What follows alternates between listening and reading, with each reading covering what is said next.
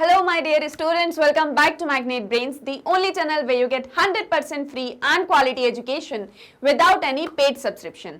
This is Saloni Pandey, your psychology educator और आज के हमारे इस लेक्चर में हम डिस्कस करेंगे chapter number 7 that is human memory से हमारा next topic and that is knowledge representation and organisation in memory. Chapter number 7 आपकी क्लास 11th साइकोलॉजी से हम डिस्कस कर रहे थे और इस चैप्टर से रिलेटेड बहुत सारे टॉपिक्स को हमने डिस्कस किया हमारे प्रीवियस लेक्चर्स में और बहुत सारे बेसिक्स ह्यूमन मेमोरी के हमने कवर अप करे हुए हैं और उसमें हमने क्या क्या डिस्कस किया। जैसे कि मेमोरी होता क्या है, मेमोरी का क्या मीनिंग होता है, साथ ही साथ में what is the nature of human memory. We have discussed the stage model, levels of processing view, short term memory क्या होती है, लॉन्ग टर्म मेमोरी क्या होती है, सेंसरी मेमोरी क्या होती है और मेमोरी को मेजर कैसे किया जा सकता है। ये सारा सब कुछ इन डिटेल टॉपिक वाइज हम ऑलरेडी डिस्कस कर चुके हैं हमारे प्रीवियस लेक्चर्स में। आई होप सो आपने वो सभी लेक्चर्स देखे होंगे और अब तक हमने जो भी पढ़ा वो क्लियर होगा और अच्छे से समझ में भी आया होगा। अब जो नेक्स्ट टॉपिक है आपका वो है knowledge representation and organisation in memory, यानी कि जो आपकी मेमोरी होती है, जो ह्यूमन मेमोरी होती है, उससे नॉलेज को रिप्रेजेंट कैसे किया जाता है। जैसे हम ये बोलते हैं ना कि मेमोरी क्या है, मेमोरी एक तरीके का स्टोर हाउस है जहां पर इंफॉर्मेशन रिटेन होगी और रिट्रीव भी होगी और इसी के साथ साथ आप उस इंफॉर्मेशन को यूज भी कर सकते हो और मेमोरी में जो भी इंफॉर्मेशन है वो एक तरह का नॉलेज है आपके पास में। क्लियर? अब उस नॉलेज को आप अपनी प्रैक्टिकल लाइफ में कैसे रिप्रेजेंट करने वाले हो और आपकी जो मेमोरी होती है वो ऑर्गेनाइज्ड किस वे में होती है, ये हम यहाँ पर डिस्कस करेंगे। ये जो टॉपिक है आपका अपने आप में एक बहुत ही वास्ट टॉपिक है, इसके अंदर बहुत सारे टॉपिक्स आएंगे। लाइक कंसेप्ट्स क्या होते हैं वो हम यहाँ पर एक बार और जानेंगे, डुअल कोडिंग को हम यहाँ पर समझेंगे, मेंटल मेमोरी को हम यहाँ पर समझेंगे, स्केमा क्या होता है ये हम समझेंगे और भी बहुत सारी चीजें और ढेर सारे एग्जांपल्स के साथ में इन डिटेल हम डिस्कस करेंगे इस लेक्चर के अंदर। तो अब आपको ध्यान से सुनना है, ध्यान देना है ना, और जो भी सारा जितना भी सारा कुछ इसके अंदर कंटेंट है उसको अच्छे से समझना है, नोट्स मेरे साथ में बनाना है। और एक और चीज मैं आपको बता दूं कि अगर आप पहले से सारे लेक्चर्स फॉलो कर रहे हो तो आपको लेक्चर बहुत अच्छे से क्लियर होगा। अगर आप थोड़ा बहुत भी पार्ट कहीं मिस करे हो तो शायद आपको आगे समझने में दिक्कत होगी, है ना, क्योंकि सारी चीजें आपस में एक दूसरे से कनेक्टेड हैं। और सिर्फ चैप्टर 7 ही नहीं, चैप्टर 7 के साथ साथ में चैप्टर नंबर 5, चैप्टर नंबर 6 भी कनेक्टेड है, तो इसीलिए आपको अटेंटिव रहना है। और क्योंकि अगर अटेंटिव रहोगे तो ज्यादा अच्छे से ध्यान दे पाओगे, ज्यादा अच्छे से ध्यान दे पाओगे तो कंसेप्ट्स को लेके आप जो है मतलब मेमोराइज उसे अच्छे से कर पाओगे और अच्छे से मेमोराइज कर पाओगे तो क्या होगा, आपकी मेमोरी शार्प होगी। और मेमोरी को शार्प कैसे करना है वही आप पढ़ रहे हो चैप्टर नंबर 7 में। इसीलिए ध्यान देना है, ध्यान से सुनना है। Clear? So in this section we will take a look at the organizational structure that the contents of long term memory acquire over a period of time। आपका जो LTM होता है, क्लियर, लॉन्ग टर्म मेमोरी, इसमें जितना भी content है वो कैसे ऑर्गेनाइज होगा एक टाइम पीरियड में, उसे हम यहां पर पढ़ने वाले हैं, समझने वाले हैं। Just suppose this is the LTM, just suppose ये पूरी आपकी लॉन्ग टर्म मेमोरी है, तो इसके अंदर कितने सारे डायमेंशंस आते हैं। हमने types of long term memory पढ़ा, हमने classification of long term memory पढ़ा, हमने मेमोरी मेजरमेंट भी पढ़ा, तो आपको अच्छे से पता होगा कि लॉन्ग टर्म मेमोरी के अंदर कितनी सारी चीजें आती हैं। लाइक आपकी declarative memory, procedural memory, episodic memory, semantic memory, implicit memory etcetera. ये सब तरह की मेमोरी हम ऑलरेडी डिस्कस कर चुके हैं और ये मतलब कंपोनेंट्स हैं एक तरह से आपके LTM के। आपकी लॉन्ग टर्म मेमोरी में इतने सारे जो है मतलब वैरायटी ऑफ कंटेंट्स हम स्टोर करके रखते हैं, लेकिन ह्यूमन मेमोरी का काम सिर्फ और सिर्फ स्टोर करके इंफॉर्मेशन को रखना नहीं है, बल्कि क्या है, रिटेन एंड रिट्रीव। इसका मतलब क्या है कि रिट्रीव होगा ये, ठीक है, retain and retrieve. So this means कि जो भी आपकी मेमोरी में है सिर्फ और सिर्फ आप उसको स्टोर करके ही ना रखो, बल्कि आप उसे अपनी लाइफ में यूज भी कर सकते हो।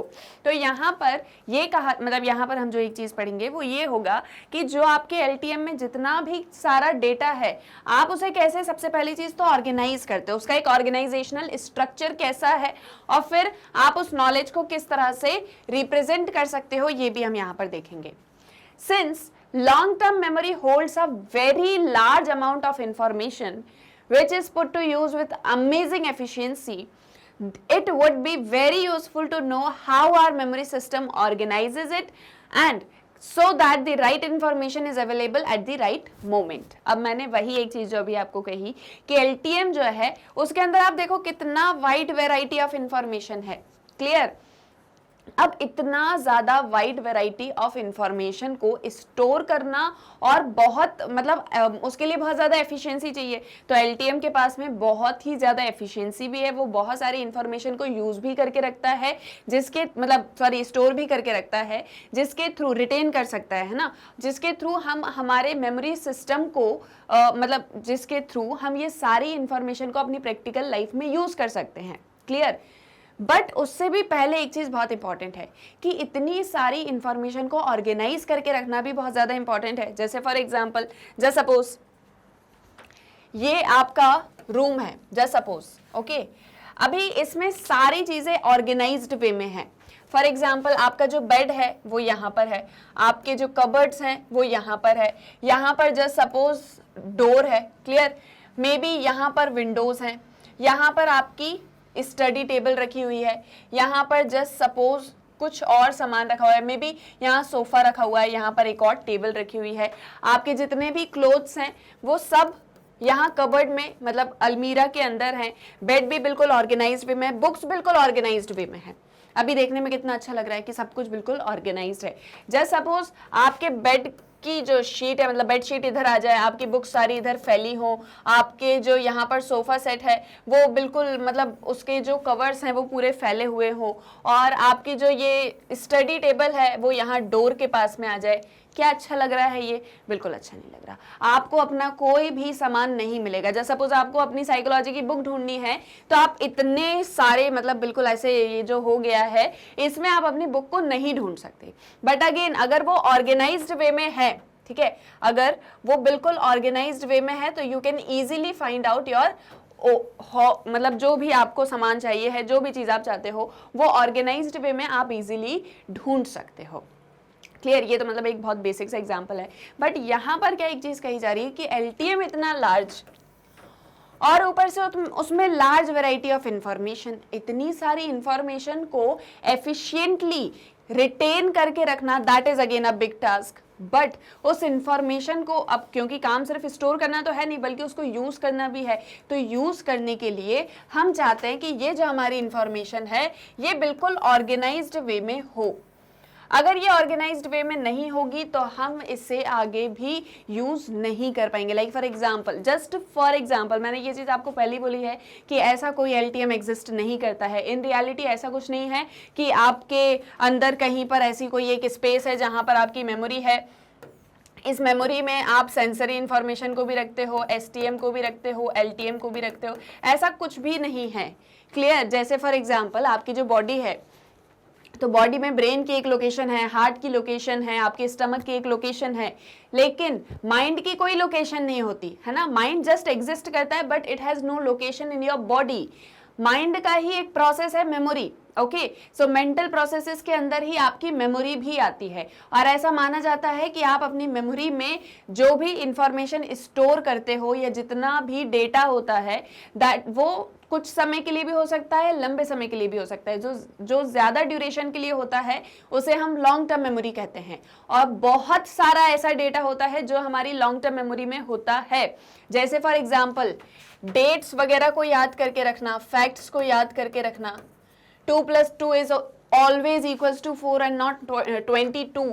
तो लॉजिक जैसी चीज़ों को याद रखना, अपने आइडियाज़, अपनी वैल्यूज़ को याद रखना। फॉर एग्जाम्पल अगर आप चाय बना रहे हो तो चाय बनाने का एक प्रोसीजर होगा, तो प्रोसीजर को याद रखना। किसी भी काम को करने का एक तरीका होता है, उस तरीके को हमेशा हमको ध्यान रखना है। क्लियर। इसके अलावा सीमेंटिक, ठीक है, सीमेंटिक जितना भी मेमोरी, सीमेंटिक के अंदर आपका लॉजिक आ जाएगा। एपिसोडिक ले लेते हैं, आपकी लाइफ से रिलेटेड जो भी सारे इवेंट्स होते हैं उसको भी आप बहुत बार याद रखते हो, उसको यहाँ पर रखना। फ्लैश बल्ब मेमोरीज भी हमारे पास में होती हैं, हमारे पास में इम्प्लिसिट मेमोरी भी होती है। तो ये सारी चीज़ें हैं हमारी लाइफ से रिलेटेड। हमारी लाइफ बहुत बड़ी होती है ना, और उसमें बहुत सारी चीज़ें होती हैं, उन सबको ध्यान रखना ये किसके अंदर होता है, LTM के अंदर होता है, जहाँ पर आप लॉन्ग ड्यूरेशन तक चीज़ों को याद रखते हो। लाइक फॉर एग्जाम्पल, अगर आपने बहुत छोटे थे तब आपने सीखा था कि 2 + 2 = 4 एंड नॉट 22। तो ऐसा नहीं है कि जब आप 22 ईयर्स ओल्ड हो जाओगे तो आप कहोगे कि 2 + 2 जो है वो 4 नहीं बल्कि 22 होता है। दैट विल बी ऑलवेज 4, और ये आपको हमेशा याद रहेगा। अगर आप 70 ईयर्स ओल्ड भी हो जाते हो तब आपसे पूछा जाता है, तब भी आप यही कहोगे कि 2 + 2 = 4। दैट मीन्स आप लॉजिक बेस्ड इंफॉर्मेशन को लॉन्ग ड्यूरेशन तक स्टोर करके रखते हो। बट जैसे मैंने अभी आपसे कहा कि आपको पता है चाय कैसे बनाई जाती है, आपको पता है कि चाय बनाने का एक प्रोसेस क्या होता है, पर सिर्फ पता होने से मतलब हमको फर्क नहीं पड़ता ना, कि सिर्फ अगर आपको कोई इंफॉर्मेशन है, आपको किसी चीज का नॉलेज है, सो दैट्स नॉट इनफ। अगर आप उसको प्रैक्टिकल यूज में नहीं ला पा रहे हो, मान लो आपको पता तो है कि चाय कैसे बनाई जाती है, लेकिन जब आपसे कहा जाए चाय बनाने को तो आप कुछ अलग ही करने लग जाओ। आप पानी ले लो, पानी में कॉफी डाल दो और फिर उसमें थोड़ा कुछ पत्तियां डाल दो, धनिया डाल दो और बोलो ये चाय बन गई है। तो क्या this make sense? Obviously not. तो इसीलिए जो भी इंफॉर्मेशन, जो भी डेटा आपके पास में है, यूज इट। ओके, तो अब उसको यूज अगर आप करोगे तो जब वो ऑर्गेनाइज्ड वे में होगा तो ज्यादा अच्छे से यूज कर सकते हो, या जब वो बिल्कुल ऐसा बिल्कुल जगल्ड अप होगा तब आप उसे ज्यादा अच्छे से यूज कर सकते हो। सो ऑब्वियसली आप तब उसे ज्यादा अच्छे से यूज कर पाओगे अगर वो अपने ऑर्गेनाइज्ड फॉर्म में है। क्लियर? सो अगर ऑर्गेनाइज्ड फॉर्म में हमको पूरा डेटा मिल जाता है, या हमारी जो मेमोरी है वो एक बिल्कुल ऑर्गेनाइज्ड वे में है, तो हम हमारी मेमोरी को हमारी रियल लाइफ में बहुत अच्छे से यूज कर सकते हैं। क्लियर? तो यहीं से वो चीजें होती ना कि sharp memory and etcetera etcetera. जैसे मान लो for example, just look at here, आपका एग्जाम है, ओके, जस्ट सपोज आपका एग्जाम है, और एग्जाम है आपका जस्ट सपोज 1, 2, 3, 4, ये डेट्स हैं किसी भी मंथ की, जो स्टार्टिंग डेट्स 1, 2, 3, 4 है। तो आपका एक दिन हिस्ट्री का एग्जाम है, क्लियर, एक दिन आपका साइकोलॉजी का एग्जाम है, एक दिन आपका जियोग्राफी का एग्जाम है, और एक दिन आपका पॉलिटिकल साइंस का एग्जाम्पल है। Just suppose, okay, just suppose, मतलब लगातार आपके एग्जाम्स हैं, एक भी गैप आपको नहीं मिल रहा है। But before this 1st of any month, just suppose August, just suppose कि 1 अगस्त को आपका हिस्ट्री है, 2 अगस्त को साइकोलॉजी, 3 को ज्योग्राफी, 4 को पॉलिटिकल साइंस, और इसके पहले जुलाई मंथ में आपको 20th to 31st July gap मिलता है। मतलब आपको टाइम दिया जाता है कि आप पूरे सब्जेक्ट्स को अच्छे से प्रिपेयर कर लो, then will conduct final exams, और इस तरीके से फाइनल एग्जाम का स्केड्यूल है। तो अब 2031 तक अगर हम रफली देखें तो 10 डेज हम लेते हैं, ठीक है, मतलब वैसे तो 11 डेज हुए, बट हम 10 डेज ले लेते हैं, एक आध दिन आपके आलस में छोड़ देते हैं। सो अब इस 10 डेज में आपने डिवाइड कर लिया, आपने डिवाइड किया कि मैं 2 डेज हिस्ट्री पढ़ूंगा, मैं 2 दिन साइकोलॉजी पढ़ूंगा, 2 दिन ज्योग्राफी पढ़ूंगा, और 2 दिन पॉलिटिकल साइंस पढ़ूंगा, और फिर मेरे पास जो 2 डेज एक्स्ट्रा बच रहे हैं उसमें मैं एक दिन में हिस्ट्री और साइकोलॉजी का रिवीजन करूंगा, और एक दिन में ज्योग्राफी और पॉलिटिकल साइंस का रिवीजन करूंगा, जस्ट सपोज। तो ये तो एक ऑर्गेनाइज्ड फॉर्मेट है कि अगर आप पहले पूरा हिस्ट्री कंप्लीट करते हो, फिर आप पूरा साइकोलॉजी कंप्लीट करते हो, तो मतलब एक ऑर्गेनाइज्ड वे में आपको पता है, और फिर आप उसी का रिवीजन करोगे। बट जस्ट सपोज आपने कुछ ऐसा स्केड्यूल बनाया कि आप कभी हिस्ट्री पढ़ रहे हो, कभी साइकोलॉजी उठा रहे हो, कभी बीच में से कोई और सब्जेक्ट, कभी और सब्जेक्ट, और ये बिल्कुल एक ऑर्गेनाइज्ड वे में नहीं है। मतलब जस्ट आज मन हुआ तो आज पूरा हिस्ट्री उठा लिया, फिर हिस्ट्री पढ़ने का मन नहीं हुआ तो सोचा चलो साइकोलॉजी पढ़ लेते हैं, थोड़ा साइकोलॉजी पढ़ लिया। और साइकोलॉजी में भी ऐसे नहीं पढ़ा कि पहले 1st चैप्टर 2nd चैप्टर, पहले मन करा ह्यूमन मेमोरी वाला चैप्टर पढ़ लेते हैं तो पहले वो वाला पढ़ लिया, फिर कहीं से पॉलिटिकल साइंस का कोई सा चैप्टर उठा के पढ़ लिया। तो ये एक ऑर्गेनाइज्ड वे नहीं है। आप अपने एग्जाम वाले डे पर देखोगे कि अगर आप एक ऑर्गेनाइज्ड वे में स्टडी नहीं करते हो तो आप ना मतलब जिस दिन एग्जाम होगा बस बैठे रहोगे, ठीक है, और सोचते रहोगे मैं क्या क्या लिखूं। सारा सब कुछ मिल जाएगा, हिस्ट्री साइकोलॉजी के साथ में मिल जाएगा, ज्योग्राफी पॉलिटिकल साइंस के साथ में मिल जाएगा, और मतलब सब मतलब खिचड़ी बन जाएगी, ठीक है। तो वैसे में क्या होगा कि आपकी जो मेमोरी है या आपने जो भी जितना भी आपने एफर्ट्स दिया था आपको उसका कुछ भी प्रोडक्टिव नहीं मिला। क्यों? क्योंकि एक ऑर्गेनाइज्ड वे नहीं था। और मेमोरी मतलब आपने सारी चीज़ों को समझ के पढ़ा तो था, मेमोरी में भी गया था, लेकिन जस्ट सपोज आपने अच्छे से एनालाइज नहीं किया, आपने अच्छे से अंडरस्टैंड नहीं किया, तो आपको जो मेमोरी है वो अच्छे से मतलब सारी चीज़ों का आप मेमोराइज नहीं कर पाए। बट अगर आप इस एक फॉर्मेट को फॉलो करते हो तो आप देखोगे कि आपको सारी चीजें अच्छे से पता होंगी। हिस्ट्री में हिस्ट्री का ही याद आएगा, साइकोलॉजी में साइकोलॉजी का ही याद आएगा, लेकिन अगर वो खिचड़ी पकाओगे तो सच में खिचड़ी बन जाएगी।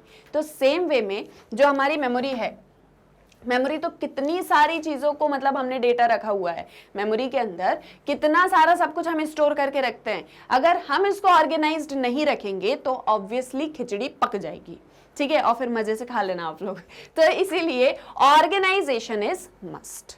समझ में आया? अब देखो मैंने इतना लंबा समझाया, इतने अच्छे से एग्जांपल्स दिए, तो आई होप सो क्लियर हो गया होगा और डाउट नहीं होगा इसमें कि मेमोरी को ऑर्गेनाइज करना क्यों बहुत ज्यादा जरूरी है, ठीक है। अब देखो एक और चीज मैं आपको बताऊं, बहुत बार ऐसा मतलब स्टूडेंट्स को रहता है कि जैसे मान लो मैं अभी आपसे पूछूं कि what is organisation of memory, अभी मतलब थोड़ी देर पहले तक जब तक मैंने आपको नहीं एक्सप्लेन किया था, so you will be like कि मेमोरी को ऑर्गेनाइज करना है।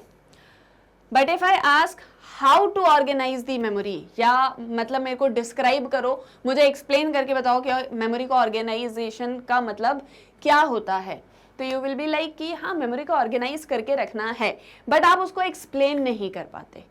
क्लियर? तो अभी इतना सारा जो मैंने एक्सप्लेनेशन दिया वो किस लिए दिया, ताकि आप उन चीज़ों को कनेक्ट कर पाओ। हमें पता तो बहुत सारी चीज़ें होती हैं बट हम एक्सप्लेन नहीं कर पाते, ये बहुत बार होता है, ये सबके साथ में होता है। और ऐसा कुछ नहीं कि आपके साथ में हो रहा आपको यूनिक हो, ऐसा कुछ भी नहीं है, ये चीज़ सबके साथ में होती है। साइकोलॉजी पढ़ रहे हो ना आप लोग, इतना तो आपको पता होगा कि ये चीज़ बिल्कुल जनरल है, सबके साथ में होती है कि बहुत बार हमको बहुत सी चीज़ें पता होती हैं but we don't know how to explain it.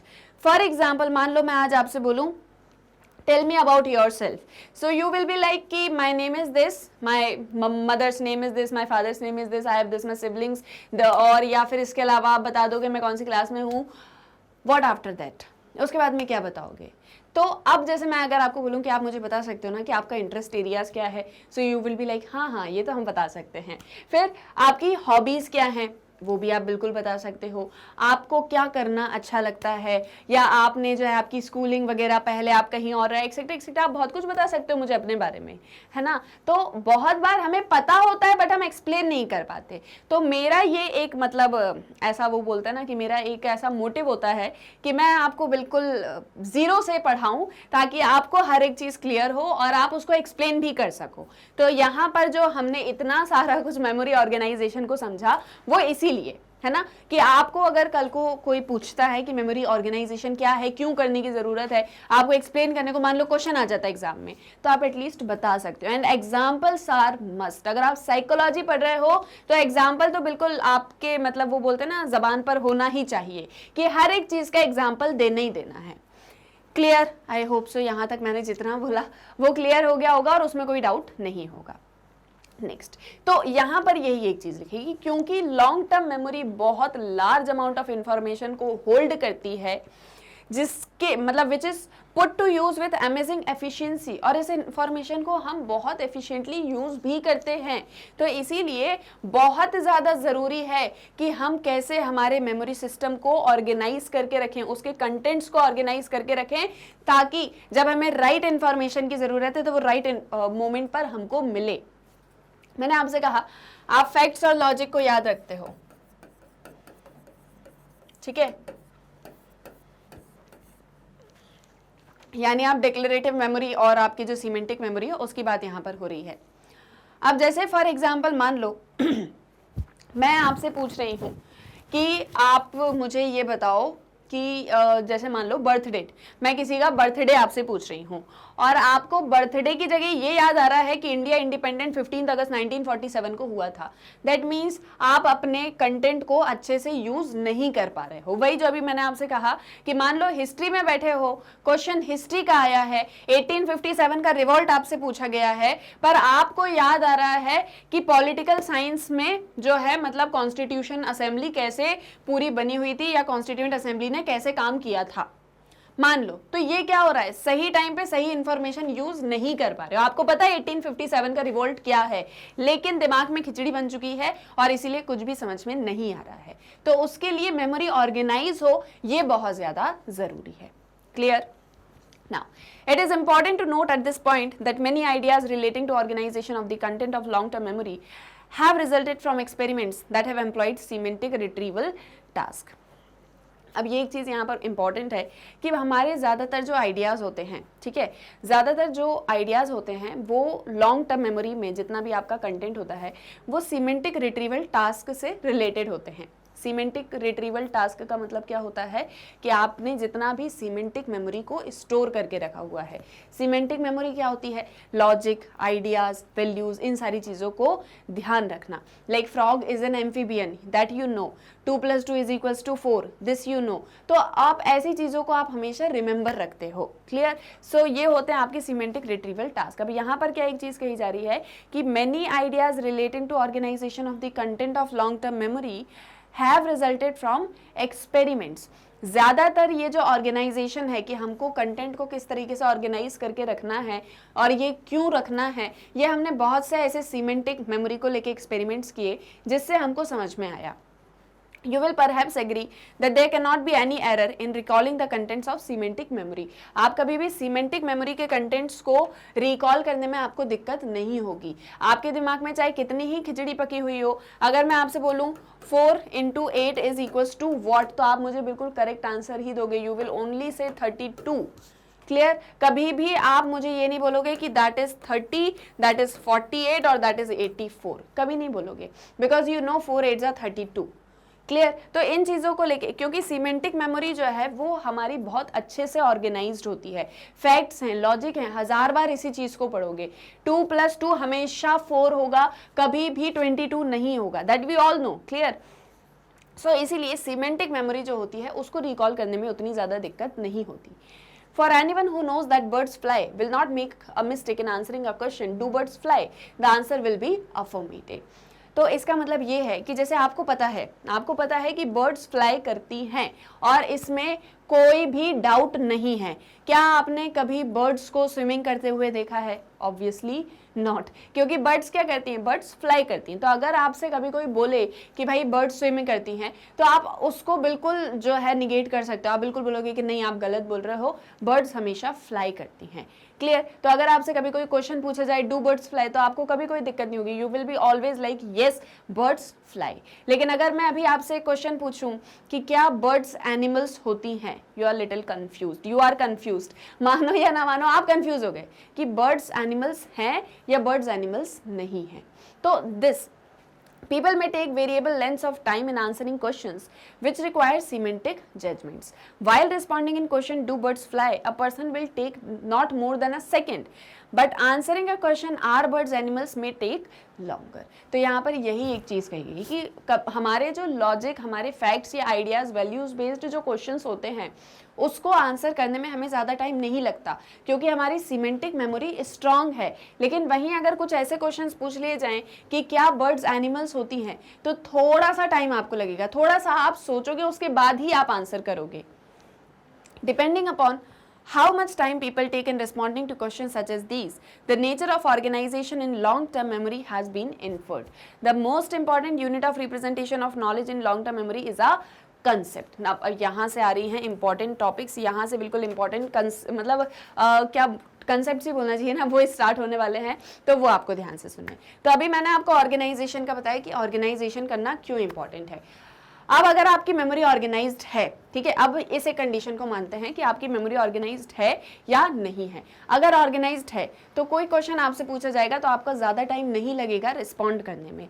लेकिन अगर आपकी मेमोरी उतनी ज़्यादा स्ट्रांग नहीं है, उतनी ज़्यादा शार्प नहीं है, तो आपको ऑर्गेनाइज्ड नहीं है, तो आपको टाइम लगेगा किसी क्वेश्चन को आंसर करने में।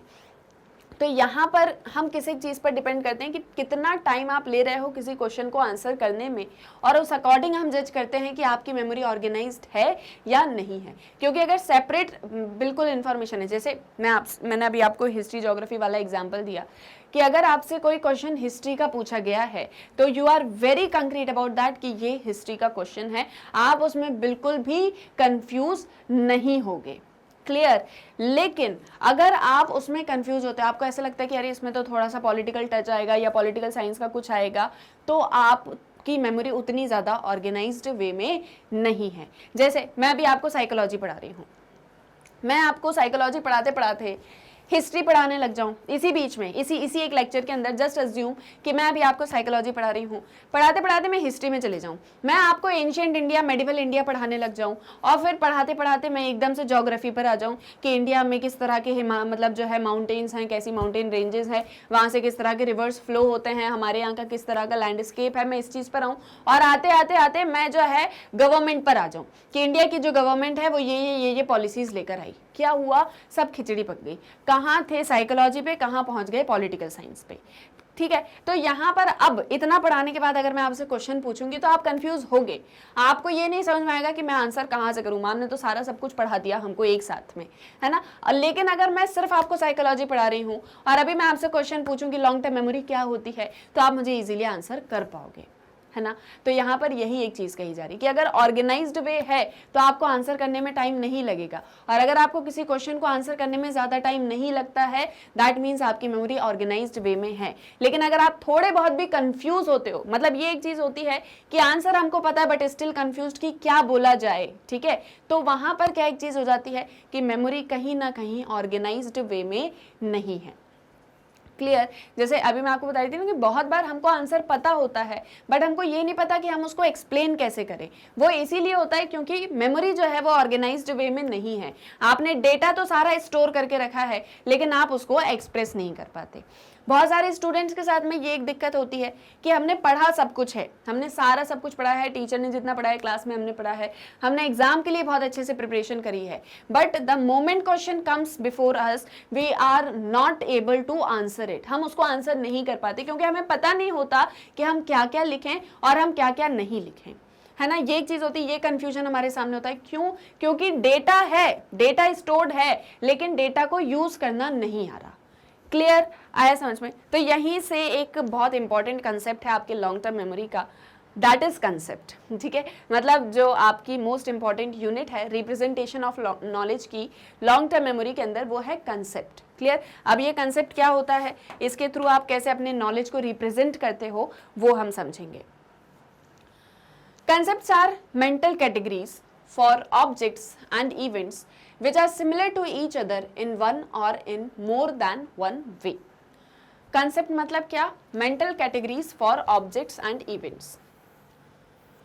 किसी ऑब्जेक्ट या किसी इवेंट को लेके कोई भी अगर मेंटल कैटेगरी है, ठीक है, मतलब उसको आपने किसी तरह की कैटेगरी में रखा है। आपको याद होगा चैप्टर नंबर 6 में भी हमने कंसेप्ट लर्निंग पढ़ी थी, याद होगा आपको, concept learning, this we have discussed in chapter number 6। Within this topic we have discussed what is a concept, और इसी एक टॉपिक के अंदर हमने डिस्कस किया था कि कंसेप्ट एक कैटेगरी होती है। कंसेप्ट क्या है? एक तरह की कैटेगरी बनाना किसी ऑब्जेक्ट को लेके या किसी इवेंट को लेके। जब आप मेंटल कैटेगरी बनाते हो, अपने माइंड के थ्रू किसी चीज में कोई कैटेगरी बनाते हो, तो उसे भी कंसेप्ट कहा जाता है। उस कंसेप्ट को हम यहाँ पर मेमोरी के अंदर पढ़ते हैं। ये कंसेप्ट लर्निंग के अंदर था। जैसे for example just suppose square is there, so square is something that has 4 sides, all 4 sides are equal, each angle is at 90 degree, okay, these are the features of a square। हर एक object जो इस तरह का होगा जहां पर 4 sides equal होंगी, 90 degree angle होगा, वो हमेशा एक स्क्वायर कहलाएगा। You will never say that this is a square, this is a rectangle. Why this is a rectangle? Opposite sides are equal. Clear? और ये स्क्वायर का कंसेप्ट नहीं होता। तो जहां पर भी आप किसी तरह की, तो जितने भी ऐसे दिखने वाले ऑब्जेक्ट होंगे वो सभी स्क्वायर की कैटेगरी के अंदर आएंगे। तो कैटेगरी क्या होता है, एक तरह का कंसेप्ट होता है, उसी को हम यहाँ पर आगे समझेंगे। बट यहाँ पर हम कंसेप्ट किसे बोल रहे हैं, मेंटल कैटेगरीज को। Now which are similar to each other in one और in more than one way. तो जो भी हमारे कंसेप्ट होते हैं वो एक दूसरे से सिमिलर ही होते हैं। Concepts once formed get organised in categories. A category itself is a concept, but it also functions to organize similarities among other concepts based on common features. Like for example, the word mango is a category because different varieties of mangoes can be subsumed within it, and it is also a concept within the category of fruit. देखो जैसे एक mango है तो mango एक तरह की category है। Mango किसकी कैटेगरी में आ रहा है, फ्रूट्स की कैटेगरी में। हम क्या बोल रहे हैं कि कंसेप्ट कैटेगरी है और कैटेगरी अपने आप में एक कंसेप्ट होती है। यह आपको पता होगा अगर आपने चैप्टर नंबर 6 में कंसेप्ट बहुत अच्छे से पढ़ा था। हमने वहां पर देखा था कि कंसेप्ट्स क्या होते हैं, ठीक है। सो वी हैव डिस्कस्ड कि कंसेप्ट्स जो होते हैं दीज आर दी कैटेगरीज। ये क्या होते हैं, ये कैटेगरीज होते हैं। जब आप किसी ऑब्जेक्ट को, किसी इवेंट को किसी एक कैटेगरी में डाल देते हो तो वो एक कंसेप्ट बन जाता है, और कैटेगरी भी कंसेप्ट होती है, मतलब दोनों एक दूसरे से रिलेटेड हैं। Like for example fruits. Fruits तो बहुत सारे होते हैं, एप्पल भी फ्रूट है, मैंगो भी फ्रूट है, ग्रेप्स भी फ्रूट है। अगर हम माने कि फ्रूट्स और फ्रूट्स के अंदर एक category that is mango. Now mango is again a concept, क्योंकि मैंगो के भी अपने डिफरेंट टाइप्स होते हैं। मैंगो में भी आपने देखा होगा ना कि अलग अलग टाइप्स ऑफ जो है मतलब मैंगोज होते हैं। कोई बहुत बड़ा होता है, कोई थोड़ा सा जो है मतलब क्या बोलते हैं, मेरे को ऐसे नाम वगैरह नहीं पता, ऐसे बहुत सारे। बट मैंगो की भी बहुत सारी कैटेगरीज होती है, लाइक अल्फांसो है और भी वगैरह वगैरह, इतना ज़्यादा मुझे पता नहीं है। तो मैंगो की अपने आप में सब कैटेगरीज होंगी, तो मैंगो अपने आप में एक कंसेप्ट है। क्लियर। तो इस तरीके से कंसेप्ट और कैटेगरी जो होते हैं वो एक दूसरे से रिलेटेड होते हैं। Now concepts may also get organised in schema. Concept को हम स्केमा में भी ऑर्गेनाइज कर सकते हैं। Now what is this schema? So they are the mental frameworks which represent our knowledge and assumptions about the world. जिस world में हम रहते हैं उस वर्ल्ड में हमारा जो नॉलेज है उसको रिप्रेजेंट करना और साथ साथ में अज्यूम करना। मतलब आपके पास में जो भी मेमोरी में आपका डेटा है उस डेटा को आप अपनी रियल लाइफ में यूज करते हो, और साथ ही साथ में आप डिफरेंट अजम्पशंस भी बनाते हो वर्ल्ड को लेके। वर्ल्ड की एक अंडरस्टैंडिंग आपके अंदर होती है। तो जो ये एक मेंटल फ्रेमवर्क है जहाँ पर आप अपने नॉलेज को रिप्रेजेंट कर सकते हो, अपने अजम्पशंस को बना सकते हो, अजम्पशंस को भी रिप्रेजेंट कर सकते हो इस वर्ल्ड में, उसे स्केमा कहा जाता है। इसे आप और डिटेल में समझोगे, हम एग्जांपल्स देखेंगे। जैसे for example think of a schema of a drawing room. एक ड्राइंग रूम के स्केमा को अज्यूम करो। जैसे मैंने आपसे क्या कहा कि मेंटल फ्रेमवर्क जहां आप अपने नॉलेज को रिप्रेजेंट करते हो, यानी जो नॉलेज आपके पास में उसको यूज करते हो, अजम्पशंस बनाते हो। अगर मैं आपसे कहूं एक रूम इमेजिन करो, एक ड्राइंग रूम इमेजिन करो, तो आप क्या इमेजिन करोगे कि देयर इज अ रूम। वही एग्जांपल जो मैंने आपको यहाँ पर दिया था कि यहाँ पर दिया था ना, हाँ, just this is an assumption of a drawing room कि एक रूम कैसा होता है, या ये तो मतलब मेरे अकॉर्डिंग एक पिक्चर है, बट आपके मन में भी एक पिक्चर होगी कि रूम कैसा होता है। तो रूम में जैसे आप एंटर करते हो उसमें बेड होता है, उसमें कबर्ड होता है, उसमें जो है आपके मतलब अगर आपका स्टडी रूम आप इमेजिन करो या कोई भी रूम अगर आप इमेजिन करो तो सोफा होगा, उसमें बेड होगा, उसमें अलमीरा होगी आपकी उसके अंदर, और इसी के साथ साथ में हो सकता है उसमें डाइनिंग टेबल भी हो, एक सेंटर टेबल हो, कुछ पेंटिंग्स वगैरह जो है लगी हुई हो। तो जैसे ही मैंने बोला ड्राइंग रूम, जो भी एक मेंटल इमेज आपके अंदर आई दैट इज स्केमा। स्केमा क्या है? सबसे पहला मतलब एक तरीके का जो सबसे पहला इंस्टेंस आपके अंदर होता है किसी भी चीज को लेके, that is schema, mental framework, जहां आप अपने नॉलेज को यूज करते हो। अब ये जो रूम को लेके नॉलेज है कि जनरली रूम्स ऐसे ही होते हैं, ये आपकी मेमोरी में फिट है कि अगर हम किसी ड्राइंग रूम की बात करें तो वो रूम ऐसा होगा। कभी आपने देखा है आपके साथ में ऐसा होता होगा, सबके साथ में होता है कि फॉर एग्जाम्पल मान लो मैं आपको अपनी कोई स्टोरी सुना रही हूँ, तो ऑटोमेटिकली उसका एक इमेज आपके माइंड में चलने लग जाती है। बहुत बार होता होगा ऐसा कि जैसे फॉर एग्जांपल मैं आपको कोई चीज़ बता रही हूँ कि जैसे जब मैं अपने स्कूल जाती थी तो मेरे स्कूल में मेरी एक बेस्ट फ्रेंड थी, मैं उसी के साथ हमेशा क्लास में बैठती थी। जस्ट सपोज मैं ये एक स्टोरी आपको सुना रही हूँ, तो ऑटोमेटिकली आपके माइंड में एक इमेज जनरेट हो जाती है कि मैम का स्कूल शायद ऐसा होगा और उस स्कूल के अंदर शायद जो क्लासेस होंगी वो कुछ इस तरीके की होंगी, और फिर उसके बाद में आप और आपकी फ्रेंड कहाँ कैसे बैठते होंगे, किस तरह का एक पूरा ये आपके अंदर खुद अपने आप ऑटोमेटिकली चलने लग जाता है। अब यहाँ पर आपने तो मेरा स्कूल कभी देखा नहीं, तो आप कैसे इमेजिन कर पाओगे? तो आप क्या एक चीज़ करते हो कि जो आपके पास नॉलेज होता है, आपका स्कूल जिस तरीके का है, आपके स्कूल में जिस तरह के क्लासरूम्स हैं, आप उससे रिलेटेड कुछ इमेजिन करना स्टार्ट कर देते हो। तो ये मेंटल फ्रेमवर्क्स होते हैं जहां हम अपने नॉलेज को यूज करते हैं और साथ ही साथ में अजम्पशंस बनाते हैं। This is known as schema. Clear? तो यहाँ पर ये एक चीज़ कही जा रही है कि जो कंसेप्ट्स होते हैं वो स्केमा में भी ऑर्गेनाइज्ड होते हैं। हम किसकी बात कर रहे हैं? हम बात करें कि जो आपका एलटीएम है, एलटीएम को हमको ऑर्गेनाइज करना है, तो हम इसको ऑर्गेनाइज कर सकते हैं कंसेप्ट्स की तरह। कंसेप्ट्स क्या होते हैं अच्छे से समझो, देखो यहां पर। So just suppose if this is your LTM, तो आपको इसको क्या करना है? आपको इसको ऑर्गेनाइज करना है, क्योंकि जब आप इसको ऑर्गेनाइज करोगे तो ये क्या करेगा? ये आपके नॉलेज को रिप्रेजेंट करने में आपकी हेल्प करेगा। अब आप इसको ऑर्गेनाइज कर सकते हो कंसेप्ट्स के फॉर्म में, कि जैसे कंसेप्ट्स होते हैं, कंसेप्ट्स में आप क्या करते हो? किसी ऑब्जेक्ट या किसी इवेंट की कोई एक कैटेगरी बना देते हो। तो जैसे मान लो आपको जितनी भी डेट्स याद हैं, फॉर एग्जाम्पल आप पहली बार जब स्कूल गए थे आपको वो डेट याद है, फॉर एग्जाम्पल मान लो, मुझे तो नहीं है याद, हो सकता है आपको याद हो। आपके बर्थ डेट आपको याद है, आपके सिबलिंग्स की बर्थ डेट आपको याद है, आपके पेरेंट्स की बर्थ डेट आपको याद है, इंडिया कब इंडिपेंडेंट हुआ था आपको ये डेट याद है, या आपकी लाइफ में कोई मेजर इवेंट हुआ था उसकी डेट आपको याद है। जो जितनी भी डेट्स आपको याद हैं उसको हमने एक कैटेगरी में डिवाइड कर दिया, डेट्स। क्लियर?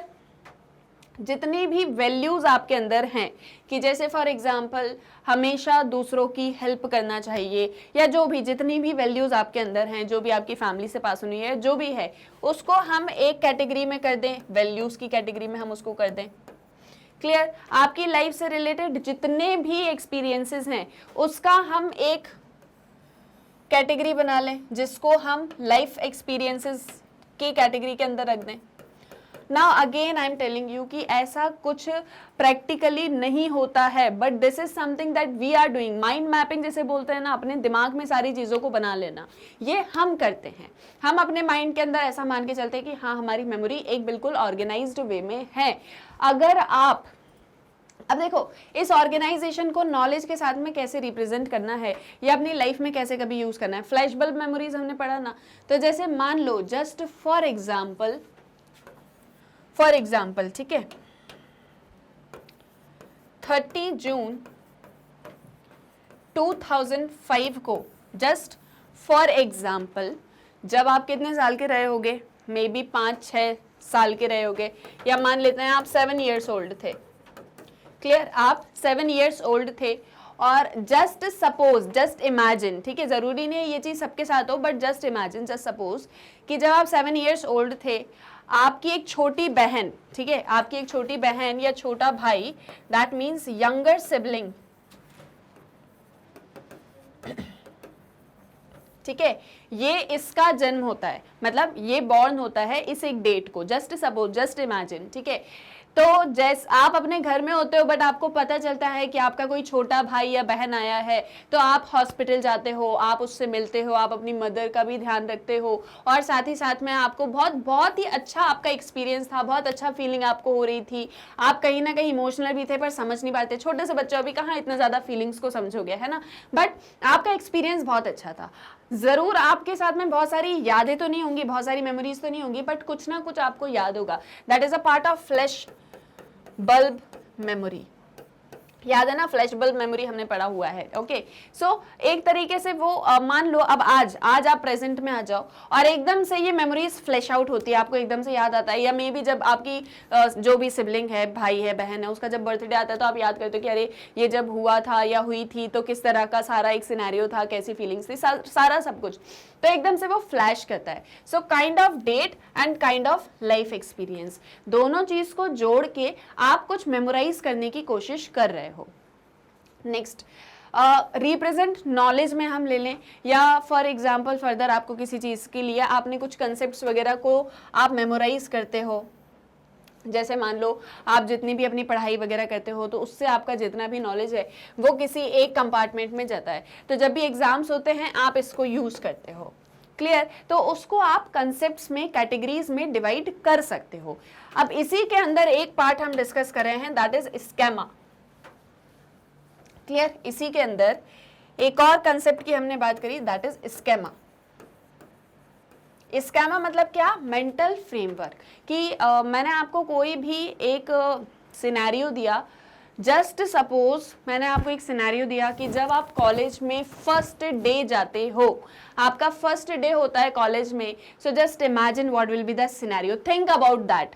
क्लियर, तो अभी मैं आपको 1 मिनट दे रही हूँ, ठीक है, सोचो इस बारे में, सोचो, अभी ये सारा सब कुछ भूल जाओ, बस थोड़े कुछ सेकंड्स के लिए सोचो कि आपका फर्स्ट डे कॉलेज में कैसा होगा। अभी हुआ तो नहीं, अभी तो पढ़ रहे हो ना क्लास 11th में, बट कैसा हुआ होगा, ठीक है, जस्ट इमेजिन।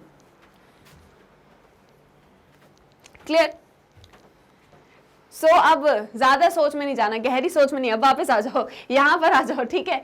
तो ये एक मतलब एक सिनेरियो आपके लिए, ठीक है। अब सबके मन में कहीं ना कहीं कुछ चीजें आई होंगी, सबके माइंड में कुछ ना कुछ आया होगा कि हमारा कॉलेज कुछ इस एक तरीके का होगा, कुछ बहुत ही, मे बी कुछ लोगों के माइंड में ऐसी चीजें आई होंगी कि बहुत बड़ा कैंपस होगा, ऑक्सफोर्ड यूनिवर्सिटी किसी ने इमेजिन कर लिया होगा, मे बी आप जाना चाहते हो, या मे बी आपके मतलब ड्रीम्स हो अपने, जो भी सारी चीजें, ठीक है। तो ये इतनी बड़ी यूनिवर्सिटी होगी और मैं फिर इस तरीके से जाऊंगा और मैं सबको ऐसे देखूंगा या देखूंगी, जो भी मेरे न्यू फ्रेंड्स होंगे या आपके कोई ऑलरेडी मेड फ्रेंड्स हैं जो आपके साथ में बिल्कुल डिसाइडेड है कि जाने वाले हो, ठीक है। तो वो एक सिनेरियो जो आपके मन में आया, पहले जो मेंटल फ्रेमवर्क्स आपके दिमाग में आए, दैट इज स्केमा। क्लियर, तो यहाँ पर उस स्केमा की भी बात की गई है कि जनरली स्केमाज कंसेप्ट जो होते हैं उनको हम स्केमा के फॉर्म में भी ऑर्गेनाइज करके रखते हैं। तो स्केमा का मैंने आपको एक एग्जांपल दिया ड्राइंग रूम का। सो far we have examined the concept as the basic level of which knowledge is represented in the long term memory, and the notions of category and schema as the first level at which concepts are organized.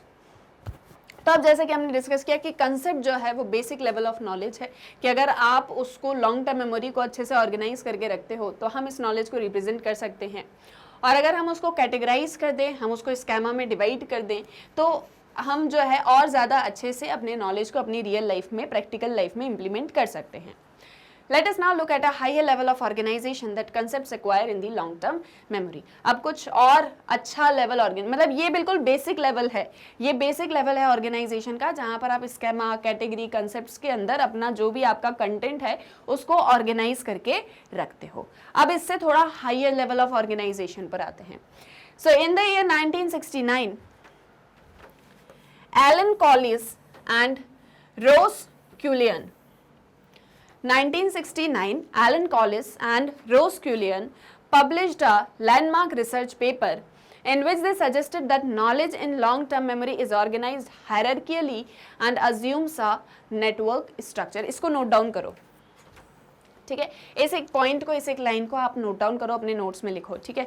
देखो आज मैं आपको notes बनवा देती हूँ वापस से। So, what we are discussing? We are discussing knowledge representation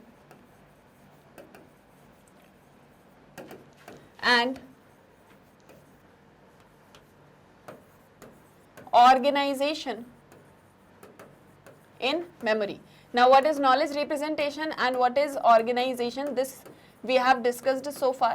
So ये आपको क्लियर होगा, है ना, कि नॉलेज रिप्रेजेंटेशन क्या होता है और ऑर्गेनाइजेशन इन मेमोरी क्या होता है। अब अगर हम फर्स्ट लेवल ऑफ ऑर्गेनाइजेशन की बात करें या initial level of organisation of memory, so this we can do in the form of concepts, categories and schema. Clear? अब इससे थोड़ा हायर लेवल पर जंप करते हैं।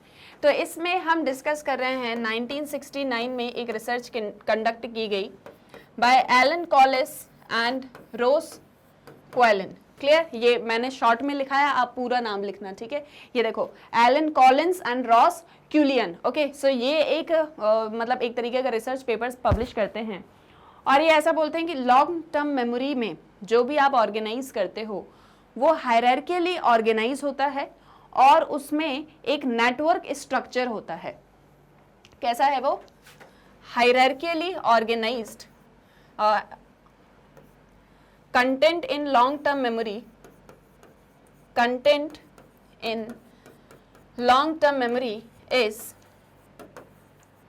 hierarchically organized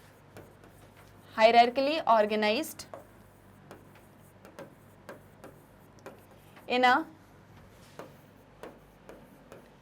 network structure। ये नोट डाउन करना है आपको, ठीक है? आपको भी ये चीज नोट करनी है जिस तरीके से भी मैं नोट करवा रही हूँ। और long term memory is organised hierarchically and assumes a network structure and assumes a network structure. समझ में आ रहा है क्या एक चीज इस लाइन के अंदर कही जा रही है? तो इसमें ये कहा जा रहा है कि मान लो अगर आपका ये LTM है और इसमें आपके पास में कोई एक नॉलेज है, तो इस नॉलेज से दूसरा नॉलेज पास ऑन होगा, जस्ट सपोज नॉलेज B। इस नॉलेज से तीसरा नॉलेज पास होगा, जस्ट सपोज नॉलेज C। और इसका एक पूरा स्ट्रक्चर होगा, इसकी एक पूरी हायरार्की होगी। हायरार्की समझते हो ना, कि एक से दूसरे को जब पास ऑन होता है, for example, just for example, आपके फादर हैं, फादर के बाद में आप हो, आपके बाद में आपका बेटा होगा, उसके बाद में उसका बेटा होगा, तो ये एक हायरार्की। क्लियर? तो हायरार्की में जो है इस तरीके से हमने कंटेंट को ऑर्गेनाइज करके रखते हैं और उसका एक पूरा नेटवर्क स्ट्रक्चर होता है। ये हायरार्की का जस्ट मैंने मीनिंग बताया है। यहाँ पर इस हायरार्की का क्या मीनिंग है और यहाँ पर इस नेटवर्क स्ट्रक्चर का क्या मीनिंग है वो हम समझेंगे। बस अभी इतनी चीज को नोट डाउन करो जो भी मैंने मतलब यहाँ पर आपसे नोट करवाया है। क्लियर? इतना आपको नोट करके रखना है ना। What they mean by hierarchical organization of the content in the long term memory and a network structure. Elements of this structure are called nodes. इस स्ट्रक्चर में जितने भी एलिमेंट्स होते हैं उन्हें नोड्स कहा जाता है।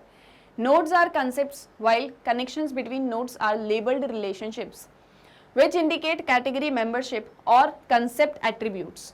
देखो, जो इस पूरे स्ट्रक्चर के एलिमेंट्स हैं वो कौन है? नोड्स हैं। जैसे मैंने आपको कहा कि ये जो हमारे एलन कॉलिन्स हैं और रोज हैं, वो क्या बोल रहे हैं कि जो हमारा पूरा कंटेंट है लॉन्ग टर्म मेमोरी का वो ऑर्गेनाइज्ड है हायरार्की में और उसका एक नेटवर्क स्ट्रक्चर है। तो ये जो नेटवर्क का पूरा स्ट्रक्चर है, इसके जो एलिमेंट्स हैं वो नोड्स की तरह काम करते हैं। क्लियर? देखो यहाँ पर समझो, just suppose this is your long term memory, okay, and you have different categories, different concepts, different schema। ये आपका पूरा जो मतलब लॉन्ग टर्म मेमोरी का कंटेंट है ये ऑर्गेनाइज्ड है। अब ये ऑर्गेनाइज है एक हायरार्की में, ठीक है? इसकी जो है एक पूरी हायरार्की है जिसकी वजह से एक नेटवर्क स्ट्रक्चर जो है वो बन रहा है। क्लियर? क्या बन रहा है? एक नेटवर्क स्ट्रक्चर बन रहा है। जस्ट सपोज हायरार्की कुछ इस तरह से है, जस्ट सपोज। क्लियर? तो यहाँ पर ये जो स्ट्रक्चर है इसमें जितने भी एलिमेंट्स हैं वो उसके नोड्स की तरह काम कर रहे हैं। वो किसकी तरह काम कर रहे हैं? नोड्स की तरह, एक को दूसरे से कनेक्ट कर रहे हैं। और इसी के साथ साथ में जितने भी नोड्स हैं वो कंसेप्ट्स हैं और जो कनेक्शन है नोड्स के बीच में वो एक रिलेशनशिप को दिखाता है। इसको आप बहुत अच्छे से समझोगे। अभी आगे हम एक जो है फ्लो चार्ट देखने वाले हैं कुछ इस तरीके से, तो आपको समझ में आएगा कि कैसे एलिमेंट्स हैं, कैसे एलिमेंट्स में स्ट्रक्चर है, हायरार्की है और किस तरीके से सारे डिफरेंशिएटेड हैं। सबसे मेन चीज, बेसिक कंसेप्ट आपका क्लियर होना चाहिए कि लॉन्ग टर्म मेमोरी जो है उसमें जितना भी एलिमेंट है वो सभी एक ऑर्गेनाइज्ड फॉर्म में होना चाहिए। बट जो 1969 में रिसर्च हुई है, उस रिसर्च में क्या कहा गया, ये जो एलन कॉलिंस वाली रिसर्च हमने पढ़ी 1969 की है ना, ये 1969 की जो रिसर्च है उसमें क्या कहा जा रहा है कि जो भी कंटेंट है वो हायरार्की में है और पूरे कंटेंट के बीच में एक नेटवर्क है। जैसे सपोज कुछ इस एक तरीके का नेटवर्क है कि सारा सब कुछ जो है वो एक दूसरे से कनेक्टेड है। जस्ट सपोज कुछ इस एक तरीके का स्ट्रक्चर है, या फिर जस्ट सपोज कुछ ऐसा स्ट्रक्चर है कि सारी चीजें एक दूसरे से कनेक्टेड हैं। क्लियर? नाउ हमने ये एक और चीज कही कि जो ऑर्गेनाइजेशन है वो कंसेप्ट के फॉर्म में होगा। कंसेप्ट अपने आप में एक कैटेगरी होती है, कैटेगरी में स्कीमा भी आता है। तो अगर हम ये मान के चलें कि हमारी लॉन्ग टर्म मेमोरी में जितना भी कंटेंट है उसको हमने कैटेगरी में बांट दिया, कि जैसे सपोज हमने इसको ए कैटेगरी में बांट दिया, इसको बी में, सी में, डी में, ई में, एक्सेट्रा, कुछ इस तरीके से हमने उसको ऑर्गेनाइज कर दिया और ये सभी आपस में एक दूसरे से कनेक्टेड हैं। एक नेटवर्क है इन सभी के बीच में। नेटवर्क्स के बीच में जो ये कनेक्शन है वो अपने आप में एक कंसेप्ट है। कैसे? देखो आप यहाँ पर जस्ट इस एक चीज को समझो, आपको सारी चीज क्लियर होगी। जैसे कि animals, now birds, ostrich, canary, fish, salmon, shark, इनके क्या कैरेक्टरिस्टिक्स होते हैं? तो जैसे बर्ड्स हैं तो बर्ड्स के पास में विंग्स होंगे, they can fly, they has feathers. Ostrich, ostrich के थिन लेग्स होते हैं, टॉल होती है, कांट फ्लाई। कैनरी सिंग कर सकती है, येलो कलर की होती है, but still these all different categories are a part of this whole concept. Getting my point? These different categories are part of a whole concept. Animals कैसे होते हैं? जिनके पास में स्किन होती है, जो ब्रीथ कर सकते हैं, जो फूड ईट कर सकते हैं, जो मूव कर सकते हैं। फिशेस कैसी होती हैं? इनके फिन्स होते हैं, स्विम्स होते हैं, गिल्स होते हैं। Salmon pink edible, up stream में जो है, मतलब जो अप स्ट्रीम होती है ना रिवर वगैरह में, उसमें सैल्मन्स होते हैं। शार्क बाइट कर सकती है, डेंजरस होती है, पानी में ये भी होती है, शार्क भी पानी में होती है, फिश भी पानी में होती है, सैल्मन भी पानी में होते हैं। क्लियर? लेकिन ये सभी एज अ होल एक कैटेगरी के अंदर, कंसेप्ट के अंदर हमने इनको कैटेगराइज किया हुआ है। तो बेसिक यहाँ पर कहना ये है कि आप इन सभी को देखो, सभी कहीं ना कहीं एनिमल्स की कैटेगरी में आप इनको डाल देते हो। ठीक है, आप इनको एनिमल्स की कैटेगरी में डालते हो, या एनिमल एक अपने आप में कंसेप्ट है, फिर आप उसकी अलग अलग कैटेगरी बनाते हो। कौन कौन से एनिमल्स हैं जो पानी में रहते हैं, कौन कौन से जो टेरेस्ट्रियल रहते हैं, कौन से हैं जो फ्लाई वगैरह कर सकते हैं, फिर आपने उनके अंदर भी कैटेगरीज बना दी, जैसे अगर मैं बात करूं कि पानी में रहने वाले जानवर, ठीक है, पानी के अंदर जितने भी सारे जीव जंतु एनिमल सब रहते हैं। क्लियर? अब इनमें भी कैटेगरीज है। इनमें जस्ट सपोज अगर आप एक तरफ फिश मान रहे हो तो फिश की भी अपनी अपनी कैटेगरीज होती हैं, अलग अलग फिश होती है ना पानी के अंदर। फिर उसी के साथ में शार्क भी आप एक कैटेगरी में डाल देते हो। तो डिफरेंट कैटेगरीज हैं, बट रिलेटेड कहीं ना कहीं सब एक दूसरे से हैं। जैसे सपोज अगर मैं ऐसा बोलूं कि मेरे जो मेमोरी है, मेरी मेमोरी के अंदर मैंने बहुत सारा डेटा स्टोर करके रखा है, but there is a data जहां पर सारे डेट्स को स्टोर मैंने किया हुआ है, जितने भी डेट्स मुझे याद हैं वो, लॉजिक को यहाँ, मेरे अंदर जितनी वैल्यूज़ हैं वो यहाँ पर, मेरे जितने लाइफ एक्सपीरियंसेस हैं जब उनकी बात होती है तो वो वाली मेमोरी, लेकिन सभी एक दूसरे से कनेक्टेड हैं। जैसे सपोज अगर मैं बात कर रही हूँ मेरे किसी लाइफ एक्सपीरियंस की, जो मेरे साथ में, मतलब मेरा कोई ऐसा एक्सपीरियंस है when I field so blessed. Clear? तो अब उस एक्सपीरियंस का कोई टाइम पीरियड तो होगा, कुछ ऐसा एक सिचुएशन, कुछ एक सिनेरियो होगा, कुछ एक ऐसा डेट टाइम प्लेस होगा जब ये हुआ था, तो मैं उसको किससे कनेक्ट करूंगी? डेट से कनेक्ट करूंगी। उस इवेंट की मेरी लाइफ में क्या वैल्यू है उससे भी कनेक्ट करूंगी। तो मतलब ये है कि भले कैटेगरीज अलग अलग हों, बट नेटवर्क जो है वो सभी के बीच में है, और एक नेटवर्क दूसरे नेटवर्क से कनेक्टेड है, दोनों के बीच में रिलेशनशिप है, ये यहाँ पर कहा जा रहा है। ये 1969 के रिसर्च के अंदर हम इस एक चीज को डिस्कस कर रहे हैं। ठीक है, उसी को आगे बढ़ाते हैं। So in order to verify the proposed network structure of long term knowledge, participants of experiments were asked to verify the truth of the statement such as canary is a bird or canary is an animal. Answer was in yes or no. These were generally class inclusion statements in which the subject was word canary. Perhaps you know it is a bird, and the predicate took the form is a. मतलब यहाँ पर ये है कि इस एक network structure को समझने के लिए हमने हमारे मतलब लॉन्ग टर्म मेमोरी या हमारी जो लॉन्ग टर्म नॉलेज है उसमें नेटवर्क स्ट्रक्चर को समझने के लिए हमने एक एक्सपेरिमेंट किया। हमने उस एक्सपेरिमेंट में पूछा कि कैनरी एक बर्ड है क्या, कैनरी इज अ बर्ड, या कैनरी जो है वो एक एनिमल है, कैनरी एक बर्ड है या कैनरी एक एनिमल है, हमने ये चीज पूछी और आंसर सिर्फ यस और नो में आपको देना था। तो यहाँ पर जनरली ये चीज कही गई कि these were generally class inclusion statements. यहाँ पर हम किसी एक पर्टिकुलर क्लास की बात कर रहे हैं जिसमें जो सब्जेक्ट है वो कौन है, कैनरी है, और यहाँ पर जो प्रेडिकेट है वो क्या है, इज आ है। मतलब इन जनरल इतना सारा कहानी समझने से बेटर है कि जो एक चीज मैंने आपको एक्सप्लेन करी ये और आपको डिटेल और ज्यादा डिस्क्राइब किया गया है, but the basic concept is this कि हमारे माइंड में जितना भी, हमारी मेमोरी के अंदर जितना भी स्टोरेज है हम उसको डिवाइड करके रखते हैं। जैसे फॉर एग्जाम्पल मान लो आपके फोन में जो गैलरी है ना, ये एग्जाम्पल मैं आपको पहले भी देती हूँ कि just suppose look at here, this is your mobile phone, okay, now this is your mobile phone। Mobile phone के अंदर डेटा होता है, you can store, you have a storage, in every mobile phone there is a storage and in that storage what we do, we preserve our data। आपके mobile phone में एक storage होता है ना, उस स्टोरेज में क्या होता है, डेटा होता है। जैसे for example the data is divided as contacts, your photos, your documents, okay, and any kind of videos you have, photos videos, इसको कंबाइन फॉर्म में भी ले सकते हो, ठीक है। Documents is a different path, then there are some of the downloads that you have done in your mobile phone.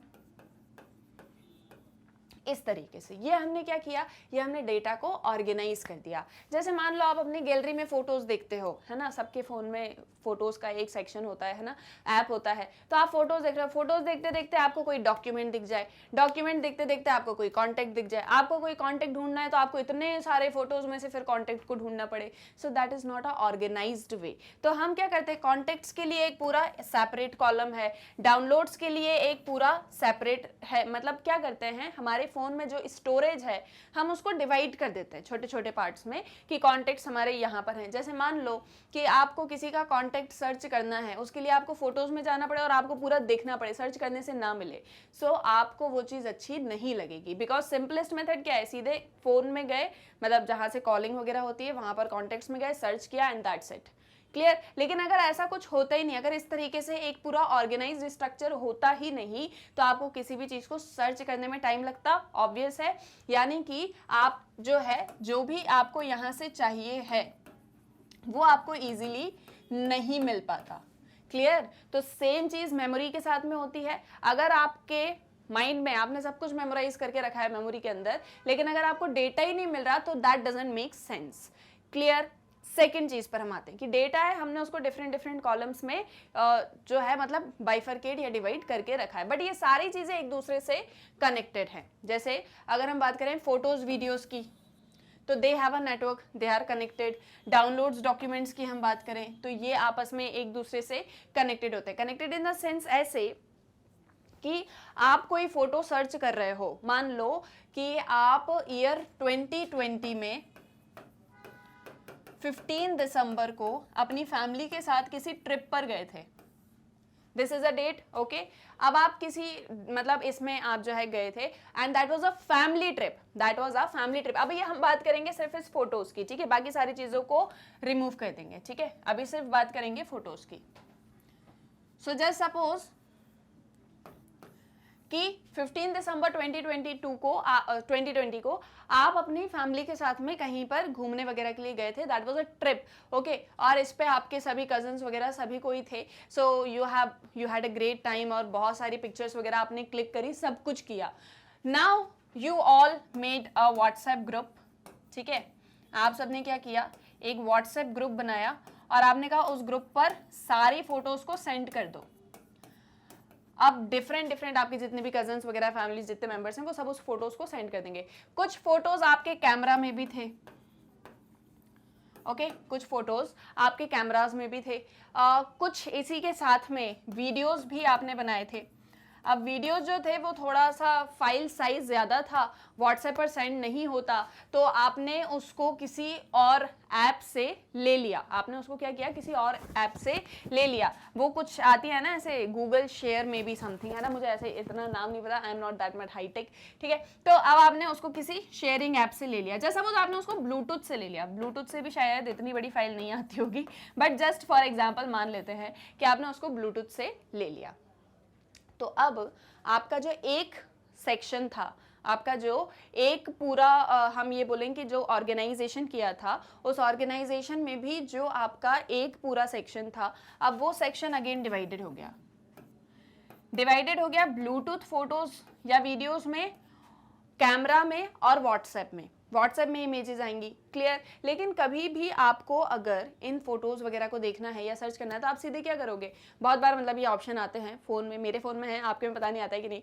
You can just search date search करते ही ये सारे फोटोज वगैरह आपको दिख जाएंगे, या फिर आप व्हाट्सएप में जाओगे, व्हाट्सएप में आप इस डेट में जाओगे तो आपको वो सारे फोटोज मिल जाएंगे, आप ब्लूटूथ पे जाओगे, आप इस डेट में जाओगे तो आपको वो सारे मिल जाएंगे। मतलब फोटोज के अंदर भी सब पार्ट्स हैं, क्लियर। फोटोज का जो एक पूरा मतलब एक क्या बोलेंगे उसको फाइल है, उसके अंदर भी डिफरेंट फाइल्स स्टोर्ड हैं, क्लियर। और फिर ये डेट फॉर्मेट में है, कभी कभी लोकेशन के अकॉर्डिंग भी आता है, हमारे फोन में ऑटोमेटिकली लोकेशन ले लेता है ना गूगल, एक तो ये डेट हो गया, एक जनरली गूगल क्या करता है, लोकेशन भी ले लेता है और फिर वो लोकेशन के हिसाब से सेव कर देता है। जस्ट सपोज जैसे आप गए थे, मान लो आप भीमबेटका गए थे, जस्ट सपोज, ठीक है, आप कहाँ गए थे, भीमबेटका कहाँ पर है, जल्दी बताओ मुझे कमेंट सेक्शन में, भीमबेटका कहाँ पर है, ठीक है। So Bhimbetka is an MP, okay ना। अब आप लोग कहाँ गए थे, भीमबेटका गए थे, और भीमबेटका के इस तरीके से जो गूगल है वो ऑटोमेटिकली लोकेशन को सेव कर देगा, ठीक है। आप कभी देखोगे, मुझे नहीं पता आपने देखा है या नहीं देखा है, बट कभी आप गूगल फोटोज वगैरह में जाओगे ना तो वहां पर जो स्टोरेज होता है वो लोकेशन के हिसाब से भी होता है, वो आपके मतलब प्लेसेस के हिसाब से भी होता है, डेट के हिसाब से भी होता है, और इवन डिफरेंट तरीके से उसको जो है वो लोग सेव करके रखते हैं, गूगल ऑटोमेटिकली ये चीज कर देता है, that is technology, clear. So same चीज आपकी मेमोरी के साथ में भी होती है कि वहां पर डिफरेंट सेक्शंस हैं, फिर वो डिफरेंट सेक्शन के सब सेक्शंस भी हैं, बट सब आपस में एक दूसरे से कनेक्टेड हैं, सब जो है आपस में एक दूसरे से कनेक्टेड है ना। Just suppose this is your memory, just suppose this is human memory, इस ह्यूमन मेमोरी में एक कॉलम है डेट्स का, क्लियर, एक कॉलम है डेट्स का, दैट मीन्स कौन सी मेमोरी, डिक्लेरेटिव मेमोरी। एक आपका कॉलम है फ्लैश बल्ब मेमोरीज का, flash bulb memories you know कि कभी कोई जो है पुराना एक आध कुछ ऐसा इवेंट याद आ जाए, कोई पिक्चर एकदम से फ्लैश कर जाए और फिर आप उसको कनेक्ट करते हो। तो अब ये नेटवर्क का कनेक्शन इन दोनों के बीच में होगा या नहीं होगा, ऑब्वियसली होगा, है ना। तो इसी तरीके से मेमोरी होती है, इसी तरीके से ऑर्गेनाइज होती है, इसी तरीके से नॉलेज रिप्रेजेंट होता है, और इसी तरह से आप क्या करते हो, सारी चीजों को एक दूसरे से कनेक्ट करते हो। इसी तरीके से आपकी मेमोरी ऑर्गेनाइज्ड वे में होती है, और अगर वो ऑर्गेनाइज्ड वे में है देन मीन्स कि आपकी मेमोरी बहुत शार्प है, अगर नहीं है दैट मीन्स आपकी मेमोरी उतनी ज्यादा अच्छी नहीं है, you need to improve it, you need to organise it. अगर सब खिचड़ी बना लोगे तो नहीं ढूंढ पाओगे। जैसे सपोज आपका फोन है और आपके मोबाइल फोन में आप गैलरी में जाते हो, और गैलरी में आपको पहले तो 4-5 फोटोज दिखती हैं, ठीक है, पहले आपको फोटोज दिखी, फिर एकदम से कोई कांटेक्ट आ गया, फिर एक और कांटेक्ट आ गया, फिर कोई वीडियो आ गया, फिर कोई डॉक्यूमेंट फाइल आ गई, फिर फोटोज आ गए, फिर डाउनलोड्स आ गए, फिर वापस से कांटेक्ट आ गए, तो आपको कैसा लगेगा, you will B get frustrated कि अरे ये क्या है, मैं अच्छी खासी अपनी फोटो देख रहा हूँ और ये एकदम से क्या ये सारा कुछ आने लग गया। या मान लो आप कॉन्टेक्ट्स में जाओ और आप कॉन्टेक्ट्स में सर्च करो मम्मी का फोन नंबर, आपने सर्च पे डाला मम्मी और मान लो मम्मी की फोटो दिख जाए, ना कि कॉन्टेक्ट मिले बल्कि मम्मी की फोटो दिखने लग जाए, तो कैसा लगेगा, ऑब्वियसली मांगा कुछ मिला कुछ, है ना। तो सेम चीज होती है जब आपकी ऑर्गेनाइज्ड मेमोरी नहीं होती है, आप मांगते कुछ हो मेमोरी देती कुछ है, क्लियर। तो इसीलिए ये सारा सब कुछ करना बहुत ज्यादा इंपॉर्टेंट है, मेमोरी का ऑर्गेनाइज होना बहुत ज्यादा इंपॉर्टेंट है। मेमोरी में जो नॉलेज है वो रिप्रेजेंट हो सकेगा तभी होगा जब आपकी मेमोरी कैसी होगी, ऑर्गेनाइज्ड वे में होगी। तो उसके लिए बहुत सारे एक्सपेरिमेंट्स किए गए, ऐसे नोट्स वगैरह एलिमेंट्स, ये सारी चीजें आपको बताई गई, but the most important thing जो आपको समझनी है इस मतलब पूरे टॉपिक के अंदर, that is that part that I have explained you just. Clear? Now, a critical finding of such experiments was that as the predicate became hierarchically more remote from the subject in a sentence, participants took longer time to verify that it is true or false. Thus, people took, ध्यान से सुनो ठीक है, ये चीज कोई explain करने वाली नहीं है, जो अभी मैंने आपको चार्ट एक्सप्लेन करी उसी का ही पार्ट है. Thus, people took longer to verify that canary is an animal compared to that which said canary is a bird, because bird is an immediate superordinate category in which canary is subsumed, while animal is a superordinate category which is more distant and remote from the concept canary. So, according to this view, we can store all knowledge at a certain level that applies to all the members of a category without having to repeat that information at the lower levels in the hierarchy. मतलब in short इनका कहना ये था कि हम क्या कर रहे हैं, हम इंफॉर्मेशन को एक हायरार्की में बना के रखते हैं कि 1 है, then here will come 2, then here will come 3 and then here will come 4. That's a kind of hierarchy. Clear कि मतलब पहले कोई एक बड़ी इंफॉर्मेशन, फिर उससे छोटी, फिर उससे छोटी, फिर उससे छोटी इंफॉर्मेशन, इसी तरीके से कुछ हम उसको क्रिएट करके रख रहे हैं ताकि जब हमको कोई इंफॉर्मेशन चाहिए तो हम उसको पूरा ऊपर तक जो है कनेक्ट कर पाएं. क्लियर. मतलब जितनी भी category applies to all members of a category without having to repeat that information at the lower level in the hierarchy. जहां जितनी इंफॉर्मेशन रिक्वायर्ड है उतनी इंफॉर्मेशन आपको मिल जाए और बार बार रिपीटेशन ऑफ इंफॉर्मेशन ना हो. That is something they are trying to convey you. Clear. Now next comes concept of cognitive economy. So this ensures a degree of cognitive economy, which means maximum and efficient use of the capacity of long-term memory with minimum redundancy. तो इससे क्या होगा कि आपकी जो cognitive economy है, मतलब इसे एक पूरे कंसेप्ट को कॉग्निटिव इकोनॉमी कहा गया है कि जिससे high degree of cognitive economy होगी और आप अपनी कैपेसिटी को ज्यादा से ज्यादा यूज कर पाओगे और मिनिमम रिडंडेंसी यानी कि फालतू चीजों में आपका टाइम ज्यादा वेस्ट नहीं होगा.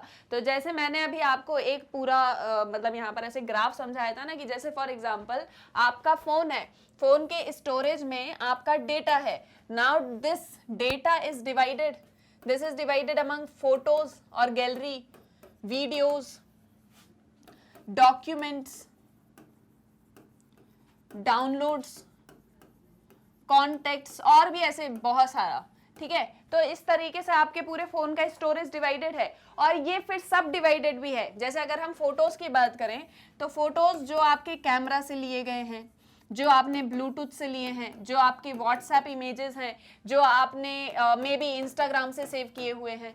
क्लियर. तो ये इनका भी सब डिविजन्स हैं और ये सभी आपस में एक दूसरे से कनेक्टेड है. आप व्हाट्सएप में कुछ इमेजेस को अगर डाउनलोड करते हो तो वो व्हाट्सएप डाउनलोड्स के अंदर भी आ जाता है. क्लियर. व्हाट्सएप डॉक्यूमेंट्स के अंदर भी आ जाता है. तो ये उसके सब डिविजन्स हैं और सभी एक दूसरे से कनेक्टेड है. और यहाँ पर आप एक हायरार्की भी देख पा रहे हो कि एक चीज के बाद दूसरी चीज आ रही है, दूसरी के बाद में तीसरी चीज आ रही है, तीसरी के बाद में चौथी चीज आ रही है. क्लियर. तो ये क्या हो रहा है, एक हायरार्की हो रही है. अब यहाँ पर अगर आपको कोई भी चीज चाहिए, आपको कोई फोटो चाहिए, जैसे मैंने आपको एग्जाम्पल दिया, तो आप डायरेक्टली उस एक चीज पर जाओगे, आपको वो चीज मिल जाएगी. तो आप यहाँ पर अपना टाइम का वेस्ट कम कर रहे हो और आप सीधे उस इंफॉर्मेशन पर पहुंच रहे हो जो आपको चाहिए है. So this whole process is called cognitive economy. Clear. आया ये भी यहां तक समझ में. तो हमने जो वहां फ्लो चार्ट के अंदर भी पढ़ा वो भी सेम यही चीज थी कि डिफरेंट कंसेप्ट्स हैं. आप कंफ्यूज हो जाते हो बहुत बार, बट सारी चीजें एक दूसरे से रिलेटेड है. और कंसेप्ट कैटेगरी है, कैटेगरी कंसेप्ट है जो हमने पढ़ा था. तो उसको आप ऐसे समझो कि जैसे suppose data is a concept, okay, and photos, videos, documents, downloads, these are the categories. These are the categories. But now when we see the subcategories of photos, so photos again become a concept. मतलब data एक concept है, data की ये सभी categories हैं, लेकिन यहाँ पर हम फोटोज की भी कैटेगरीज देख पा रहे हैं. तो जब अगर इसकी कैटेगरी है तो फोटोज अपने आप में एक कंसेप्ट बन गया और ये फिर से उसकी कैटेगरीज बन गई. और इसमें स्केमा का मतलब क्या है, कंसेप्ट कैटेगरी मैंने आपको बताया. इसी में स्केमा का मतलब क्या है कि जैसे मान लो मैंने आपसे कहा कि जब आप भीमबेटका अपनी फैमिली के साथ ट्रिप पर गए थे घूमने के लिए, तो तब क्या हुआ था. तो एक सबसे पहले भीमबेटका का पूरा फोटो और आपकी पूरी फैमिली का एक पूरा आप सीन जो है अपने माइंड में क्रिएट कर लोगे. That is the mental framework. Clear, तो वो आपका स्केमा होता है। या मैं आपसे बोलूं कि जब आप फर्स्ट डे अपने स्कूल में आए थे तब आपने कैसा फील किया था, तो सबसे पहले स्कूल और आप अपना एक पूरा सिनेरियो अपने माइंड में क्रिएट कर लोगे, that is also a schema. तो स्केमा कंसेप्ट कैटेगरी हमने पढ़ा। इसके बाद में जो आपका हायरार्कियल मॉडल है, जो हायरार्की वाला मॉडल है, नेटवर्क स्ट्रक्चर है, वो कुछ इस तरीके से है कि हम हमारी मेमोरी में अगर हायरार्की बना के रखें और उन सभी का एक स्ट्रक्चर हो जो सभी एक दूसरे को एक दूसरे से कनेक्ट करते हैं, तो कंफ्यूजन्स कम होंगे, टाइम वेस्टेज कम होगा और हम जो भी मतलब इंपॉर्टेंट इंफॉर्मेशन है उसको क्विकली हम मतलब जो है रिसीव कर पाएंगे।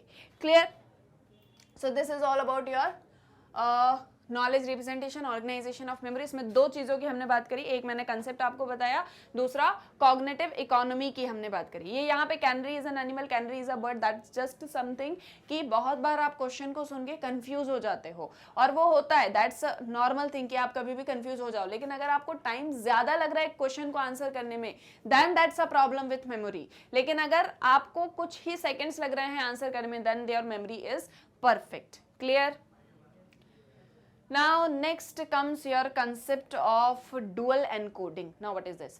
So far we have discussed the concept as a unit of representation of knowledge in the long term memory and looked at the various ways in which concepts gets organized. Does this mean that knowledge is encoded only in a word like format, or can there be any other ways of encoding? अब देखो question ये है कि अभी तक हमने discuss किया कि नॉलेज को कैसे रिप्रेजेंट करना है लॉन्ग टर्म मेमोरी में, कंसेप्ट क्या है, कंसेप्ट को कैसे ऑर्गेनाइज करके रखना है। पर क्या इसका मतलब सिर्फ इतना ही है कि नॉलेज को आप सिर्फ एक कैटेगरी या एक कंसेप्ट में डिवाइड या एक फॉर्मेट में जो है मतलब ऑर्गेनाइज कर देते हो एंड दैट्स इट?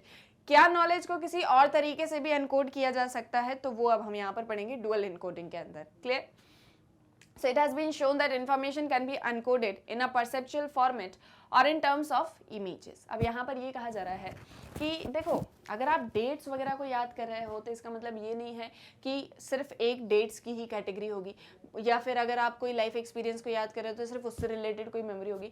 बहुत बार हमारे माइंड में जो भी डेटा या जो भी इंफॉर्मेशन होता है हम उसको इमेजेस के या परसेप्शन के फॉर्म में भी एनकोड करके रखते हैं। कैसे, देखो आपको समझ में आएगा। मैंने आपको पहले डिस्क्लेमर दिया था ना, जैसे जैसे पढ़ोगे सारी चीज क्लियर होगी, तो अभी पढ़ते चलो। An image is a concrete form of representation which directly conveys the perceptual attributes of an object. एक इमेज एक कंक्रीट फॉर्म ऑफ रिप्रेजेंटेशन होता है जो डायरेक्टली आपको किसी ऑब्जेक्ट के एट्रीब्यूट्स का परसेप्शन करवा देता है। फिर से बोलूं, ध्यान से सुनना, ठीक है। एक इमेज क्या है? एक कंक्रीट फॉर्म ऑफ रिप्रेजेंटेशन जो आपको उस ऑब्जेक्ट के एट्रीब्यूट्स से परसीव करवाता है। For example, just for example, if I say that in the universe there is earth a planet, clear, मैंने क्या कहा कि within the universe there is earth, that is the planet। तो जैसे ही मैं ये बोलूंगी आपके माइंड में एकदम से एक पूरा यूनिवर्स दिखने लगेगा आपको, ठीक है। उस यूनिवर्स में आपको एक अर्थ भी दिखेगा, सब रोटेट करते हुए, एकदम से ये चीज क्रिएट हो, मतलब अगर मैं बोल रही हूँ तो वो मेरे माइंड में सारा सब कुछ चल रहा है। क्लियर, तो वो सेम चीज आपके साथ भी होती है कि जैसे ही मैंने किसी चीज के बारे में बोला तो सीधे एक मेंटल रिप्रेजेंटेशन उसका आपका हो गया और उसके एट्रीब्यूट्स आप पता करने लगे कि जैसे अगर अर्थ है तो earth is revolving around on its axis. Clear, और इसी के साथ साथ में अर्थ रोटेट भी करता है, बाकी और भी ढेर सारे प्लैनेट्स हैं अपनी अपनी जगह पर। फिर एक सेंटर में आपको एक सन दिखाई देने लग जाएगा, सन इज गिविंग लाइट, मतलब सन जो है, क्योंकि यहाँ पर प्लैनेट्स की अपनी लाइट नहीं है, सो उनको लाइट किससे मिल रही है? सन से मिल रही है। तो इस तरह से उनके एट्रीब्यूट्स क्या है वो भी आपको सारे पता लग जाते हैं। हम हमेशा जो है कुछ इस तरीके से एक इमेजिन करते हैं कि this is a kind of universe, okay तो ये यहाँ पर सेंटर में सन है, फिर ये इसके अराउंड मतलब ऐसे ढेर सारे जो है हमको प्लैनेट्स दिख रहे हैं। क्लियर, ऐसे मतलब एक जस्ट इमेजिन है ना, एक इमेजिनेशन में हम चले जाते हैं और फिर इनके एट्रीब्यूट जो भी हैं वो सब हमको दिखना स्टार्ट हो जाते हैं, kind of mental framework. Clear, schema पढ़ा था ना, तो उसी से रिलेटेड है ये। If you were to come across the word school, an image of your own school will get generated। मान लो आपको बोला जाए स्कूल, तो एकदम से स्कूल की इमेज आपके सामने आ जाएगी, चाहे आपका स्कूल हो या जैसा स्कूल आप चाहते थे। अभी आप एट प्रेजेंट जिस भी स्कूल में हो, but the kind of school that you have imagined कि इस तरीके का मेरा स्कूल रहे या इस तरीके का मेरा स्कूल होता, या जिस भी स्कूल में आप हो, तो एकदम से उसकी इमेज आपके सामने आ जाएगी। In fact almost all concrete objects and concepts generate images and the knowledge related to them is encoded both verbally as well as visually. तो जनरली हर एक ऑब्जेक्ट या हर एक कंसेप्ट से रिलेटेड इमेजेस, उससे रिलेटेड नॉलेज जो है उसको हम अपनी मेमोरी में एनकोड करके रखते हैं. कुछ ऑब्जेक्ट्स वर्बली होते हैं, कुछ विजुअली होते हैं, मतलब सॉरी बोथ वर्बली और विजुअली दोनों तरीके से. इसको डुअल कोडिंग हाइपोथेसिस कहा जाता है, जिसे पैवियो ने दिया था. इस कंसेप्ट को किसने दिया था? पैवियो ने दिया था. सो that's a just basic concept, dual coding hypothesis, जिसका मतलब ये है कि जैसे ही मैंने किसी ऑब्जेक्ट या किसी कंसेप्ट, मैंने मैंगो बोला, एकदम से मैंगो की इमेज आपके माइंड में आ जाएगी. मैंने हाउस बोला, एकदम से हाउस की इमेज आपके माइंड में आ जाएगी. मैंने इंडियन फ्लैग बोला तो आपको एकदम से इंडियन फ्लैग की इमेज आपको दिखने लग जाएगी. क्लियर? तो इस एक तरीके से क्या होता है कि हम ऑब्जेक्ट्स को लेके, कंक्रीट ऑब्जेक्ट्स को लेके हम क्या करते हैं, इमेजेस, उससे रिलेटेड नॉलेज को एनकोड करके रखते हैं, वर्बली भी और विजुअली भी. कि अगर मैं फ्लैग बोल रही हूँ तो फ्लैग की इमेज भी आ गई और फिर मैं बता भी पा रही हूँ कि फ्लैग में, इंडियन फ्लैग में 3 कलर्स होते हैं, सैफ्रॉन होगा, व्हाइट होगा, एक जो है मतलब सेंटर में अशोक चक्र भी है, उसमें 24 वो होंगे. ये सारा सब कुछ जो है मैं आपको एक्सप्लेन भी कर सकती हूँ वर्बली. एक इमेज भी है and at that I can say verbally also. Clear? So इसको डुअल कोडिंग हाइपोथेसिस कहा जाता है. इसको पेवियो ने प्रपोज किया था. ये थर्ड पॉइंट है, आप अपने नोट्स में लिख लेना. क्लियर? पेवियो लिखना, सामने dual coding hypothesis. Now, according to this hypothesis, concrete nouns and information related to concrete objects are encoded and stored in the form of images, while information related to abstract concepts assume a verbal and a descriptive code. इस एक hypothesis के according जो आपकी concrete nouns या जो concrete informations होती है किसी ऑब्जेक्ट से रिलेटेड, उसको तो आप एनकोड कर लेते हो, स्टोर कर लेते हो इमेजेस के फॉर्म में. लेकिन कुछ ऐसी इंफॉर्मेशन होती है एब्स्ट्रैक्ट कंसेप्ट के बारे में. किसके बारे में? एब्स्ट्रैक्ट कंसेप्ट के बारे में, जिसमें आप वर्बल और डिस्क्रिप्टिव कोड को अज्यूम करते हो. इसको हम समझेंगे कुछ एग्जांपल्स के साथ में कि ये एक चीज कैसे होती है. Like for example, if you are asked to describe a bird, the first thing that happens is that an image of a bird is generated and based on this image you described a bird. But on the other hand, if the meaning of concept like truth or honesty will have not such accompanying images. मैं आपको बोलूँ, मैंने अभी आपको example दिया ना flag. If I gave you a concept Indian flag, तो आपको फ्लैग की इमेज भी अपने माइंड में दिखेगी और आप उसको डिस्क्राइब भी कर सकते हो. बट इफ आई से ट्रुथ, इफ आई से ऑनेस्टी, तो आप उसको इमेजिन नहीं कर सकते, उसकी कोई इमेज आपके माइंड में नहीं बनेगी. But you can explain it कि ट्रुथ क्या होता है, ऑनेस्टी क्या होती है, करेज क्या होता है, प्राउड क्या होता है. For example, if I say कि when you will become an IAS officer, just for example, if I say कि when you will become an IAS officer, your parents will be so overwhelmed and they will feel so proud.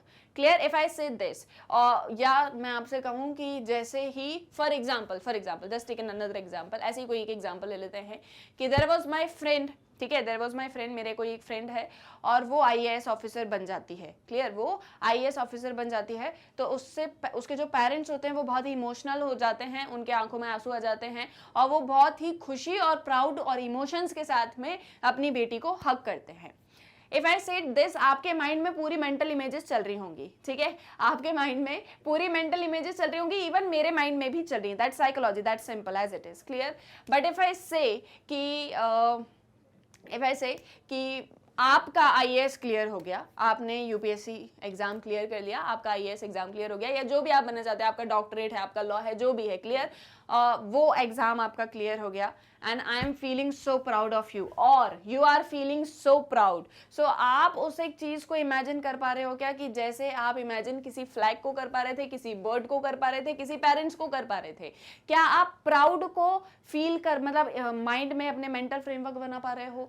क्या मैं आपसे कहूँ कि मैं हमेशा truth, हमेशा सच बोलती हूँ, तो क्या आप उसकी कोई इमेज अपने माइंड में बना पा रहे हो? No. So that's a kind of abstract concept कि जैसे ट्रुथ है, ऑनेस्टी है, मीनिंग पता है, but you can't make images of that in your mind. तो ये होते हैं वो आपके एब्स्ट्रैक्ट कंसेप्ट. अब हमारे माइंड में दोनों ही कंसेप्ट हैं, ये कंक्रीट भी हैं, एब्स्ट्रैक्ट भी हैं. So any information which has been encoded verbally as well as in the form of images is recalled with greater ease. Information which has been encoded and stored in the form of images leads to the development of mental models there are many routine tasks which require mental models. Clear हो रहा है, आ रहा समझ में क्या एक चीज? तो जहां पर आप किसी भी कंसेप्ट या किसी भी इंफॉर्मेशन को लेके इमेज भी बना लेते हो और उसको वर्बली भी बता पाते हो, तो वो चीज बहुत इजीली आप रिकॉल कर पाते हो। इफ आई से इंडियन फ्लैग, तो आप उसको माइंड में इमेजिन भी कर पा रहे हो, आप उसको बता भी पा रहे हो। बट इफ आई से honesty, you can only describe it but you can't make image of that in your mind. तो जहां पर आप इमेजेस और वर्बल इंफॉर्मेशन दोनों साथ में कर पाते हो, that comes under the concept of mental models. तो यहाँ पर हम मेंटल मॉडल्स की बात करते हैं कि और ऐसे बहुत सारे टास्क होते हैं जिसमें मेंटल मॉडल्स रिक्वायर होते हैं। तो यहाँ पर जो हमने डुअल कोडिंग हाइपोथेसिस पढ़ा, उसमें आपको दो चीजें पढ़नी है। एक कंक्रीट ऑब्जेक्ट्स, ठीक है, जिन्हें एनकोड भी कर सकते हो, जिन्हें इमेजेस के फॉर्म में स्टोर भी कर सकते हो। लेकिन एब्स्ट्रैक्ट कंसेप्ट जो होते हैं उसमें आप वर्बल ही बस कर सकते हो, बट आप उसको अज्यूम इमेज को नहीं कर सकते हो। तो ये दो चीज आपको याद रखनी है डुअल कोडिंग हाइपोथेसिस में। First is concrete object, second is abstract objects और abstract concepts. Third I told you mental models. Mental models का मतलब क्या कि जहां पर आप इंफॉर्मेशन को इमेजिन भी कर पा रहे हो, एनकोड भी कर पा रहे हो, मतलब वर्बली भी बता पा रहे हो। और ये मेंटल मॉडल्स हमें बहुत सारी जगह यूज भी होते हैं। Like for example, following a road direction, assembling a bicycle, or even preparing to cook an exotic dish from instructions given in the cookery book required that special mental models are created from verbal description. Just suppose, here is your home. ये आपका घर है और आप अपने घर से just suppose ऐसे ही किसी रीजन से या कुछ भी चीज से आप यहाँ पर कहीं पर घूमने आए हो, ठीक है, आप इस एक जगह पर हो। Just suppose this is lake. Clear? आपको पता है भोपाल में लोग लेक व्यू बहुत जाते हैं, भोपाल में ढेर सारे लेक्स हैं, कभी भी घूमना होता है सब लेक व्यू चले जाते हैं भोपाल के सारे लोग, ठीक है। तो जस्ट सपोज आप भी लेक पर ही हो, इसलिए मुझे भी लेक का ही एग्जाम्पल याद आया। ओके, सो जस्ट सपोज आप अपने घर से दूर यहाँ लेक व्यू गए हो घूमने के लिए और मस्त घूम रहे हो यहाँ पर, और जस्ट सपोज ऐसा हो जाता है घूमने फिरने जाओ तो कोई ना कोई रिलेटिव मिल जाता है आपको, आपका कोई रिलेटिव मिल गया, ठीक है। आप जस्ट सपोज आप कौन हो, आप हो बी पर्सन और ये आर पर्सन आपका रिलेटिव है, ठीक है। और आप बड़े अच्छे से आपसे मिले और इन्होंने पूछा चलो ठीक है तुम लोग घूमो फिरो, मुझे घर जाना है, मुझे घर के लिए रास्ता बता दो, ठीक है। तो अब आपके मन में आपके घर का एक माइंड मैप है, पूरा माइंड मैप है कि जस्ट सपोज आपको यहाँ से ऐसे जाना है, then you have to take right, okay, then just go here, take the left, then again turn left and this way straight right, ठीक है। जैसे ही यहाँ पर जाओगे तो आप मेरे घर पर पहुंच जाओगे। तो अब आपने इस पर्सन को बताया, तो आप इस पर्सन को बस ऐसे ही नहीं बता दोगे, आप उसको जब पूरा एक्सप्लेन करोगे तो एक माइंड मैप पहले ही आपके मन में बन जाएगा, ठीक है। जैसे फॉर एग्जाम्पल मान लो मैं हूँ, मुझसे अभी कोई मेरे घर का एड्रेस पूछे तो मैं क्या बताऊंगी कि पहले आपको इस एरिया से बिल्कुल स्ट्रेट जाना है। देखो मैं पूरा नहीं बता सकती है ना, नहीं तो आप लोग को मेरा घर पता चल जाएगा। तो आपको क्या करना है, जैसे for example if I say there is a square, okay, इस स्क्वायर से आपको बिल्कुल स्ट्रेट जाना है, अराउंड आपको 4-5 किलोमीटर जाना है, then you have to turn right, there is a store, there is a bus stop also, then from there you have to turn right and then you have to go left from a petrol pump, just for example, and behind that there is my home. Clear? और ये मैंने झूठ बताया है, ठीक है। तो just suppose ऐसे मैं आपको बोलूं तो आपका एक पूरा माइंड मैप जो है वो मन में बन जाएगा, पहली चीज तो एड्रेस को लेके, फिर उसके बाद में आप वहां पर क्या दोगे, इंस्ट्रक्शंस दोगे। तो ये मेंटल मॉडल्स हमको बहुत बार यूज आते हैं। कभी खाना बनाया है आप लोगों ने, बताओ, कभी भी आपने खाना बनाया है घर में, कोई भी चीज़, कोई स्पेशल डिश आपने बनाई है, रो रो के नहीं, अच्छे से अपने मन से, आपको कभी मन हुआ कि आज मैं कुछ अच्छी चीज़ बनाता हूँ या बनाती हूँ, तो क्या होता है जैसे ही आप वो कुकरी बुक से या यूट्यूब से, आजकल कोई कुकरी बुक मुझे नहीं लगता यूज़ करता, सब यूट्यूब वाले हैं, है ना। तो सब बस यूट्यूब पे सर्च किया, बिरयानी बनाना है आज, ये जो भी पनीर टिक्का बनाना है, ठीक है, तो ऐसा कुछ तो भी सर्च किया, और सर्च करने के बाद में आपने पूरा कुछ देख लिया, और फिर ना बैठ के, मतलब मेरे साथ तो ये चीज़ होती है, मुझे नहीं पता आपके साथ होती है या नहीं, I am like thinking everything कि पहले मैं क्या करूँगी, पहले कुकर रखूँगी, फिर उसमें जैसे मान लो मुझे बिरयानी बनानी, तो पहले तो मैं वो बर्तन जो है हमारे यहाँ बहुत बड़ा सा, मैं उसमें बिरयानी बनाती हूँ, ठीक है, उसको रखूँगी, फिर उसमें ये सामान डाल दूंगी, उसके लिए मुझे इतने सारे जो है वेजिटेबल्स को चॉप करना पड़ेगा, तो वो पूरा एक चलता है मेरे माइंड में, ठीक है। फिर उसके बाद मैं ये डाल दूंगी, फिर ऐसे ऐसे डालूंगी, फिर हाँ बन जाएगी, फिर मैं उठती हूँ काम करने के लिए, ठीक है। तो वो एक चीज होती है कि किसी भी काम को करने से पहले एक मेंटल मॉडल जो है ना वो हमारा क्रिएट हो जाता है, और उसके लिए मेंटल मॉडल्स बहुत ज्यादा इंपॉर्टेंट भी होते हैं। क्लियर? मेंटल मॉडल्स का होना भी उतना ही ज्यादा इंपॉर्टेंट है। तो इस तरीके से मेंटल मॉडल्स जो हैं वो हमको यूज होते हैं।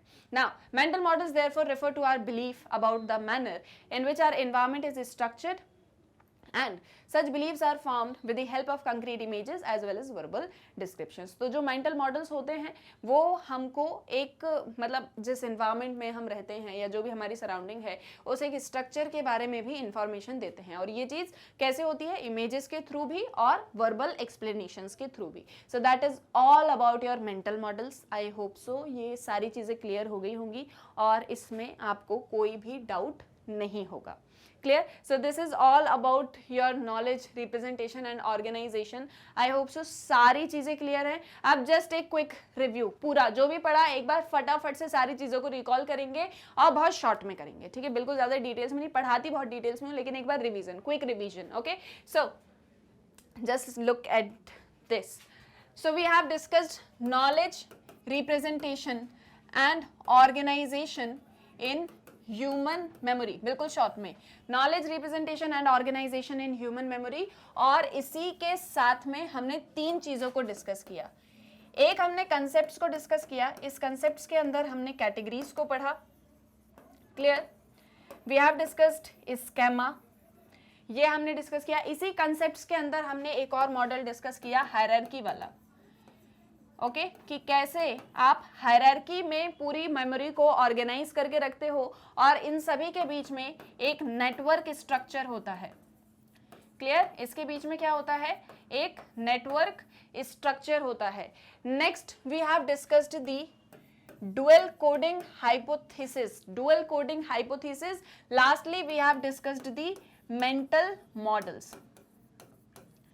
सो बेसिक क्या है कि लॉन्ग टर्म मेमोरी में इतना सारा डेटा है, डेटा को खिचड़ी नहीं बनाना है, डेटा को अलग अलग प्रिजर्व करके रखना है ताकि जब जो इन्फॉर्मेशन चाहिए वही इन्फॉर्मेशन मिले। क्योंकि मान लो आप मांगो चाय, आपको मिल जाए दूध पीने को बॉर्नवीटा मिला के, सो खुशी नहीं मिलेगी, चाय की बात अलग होती है, ठीक है।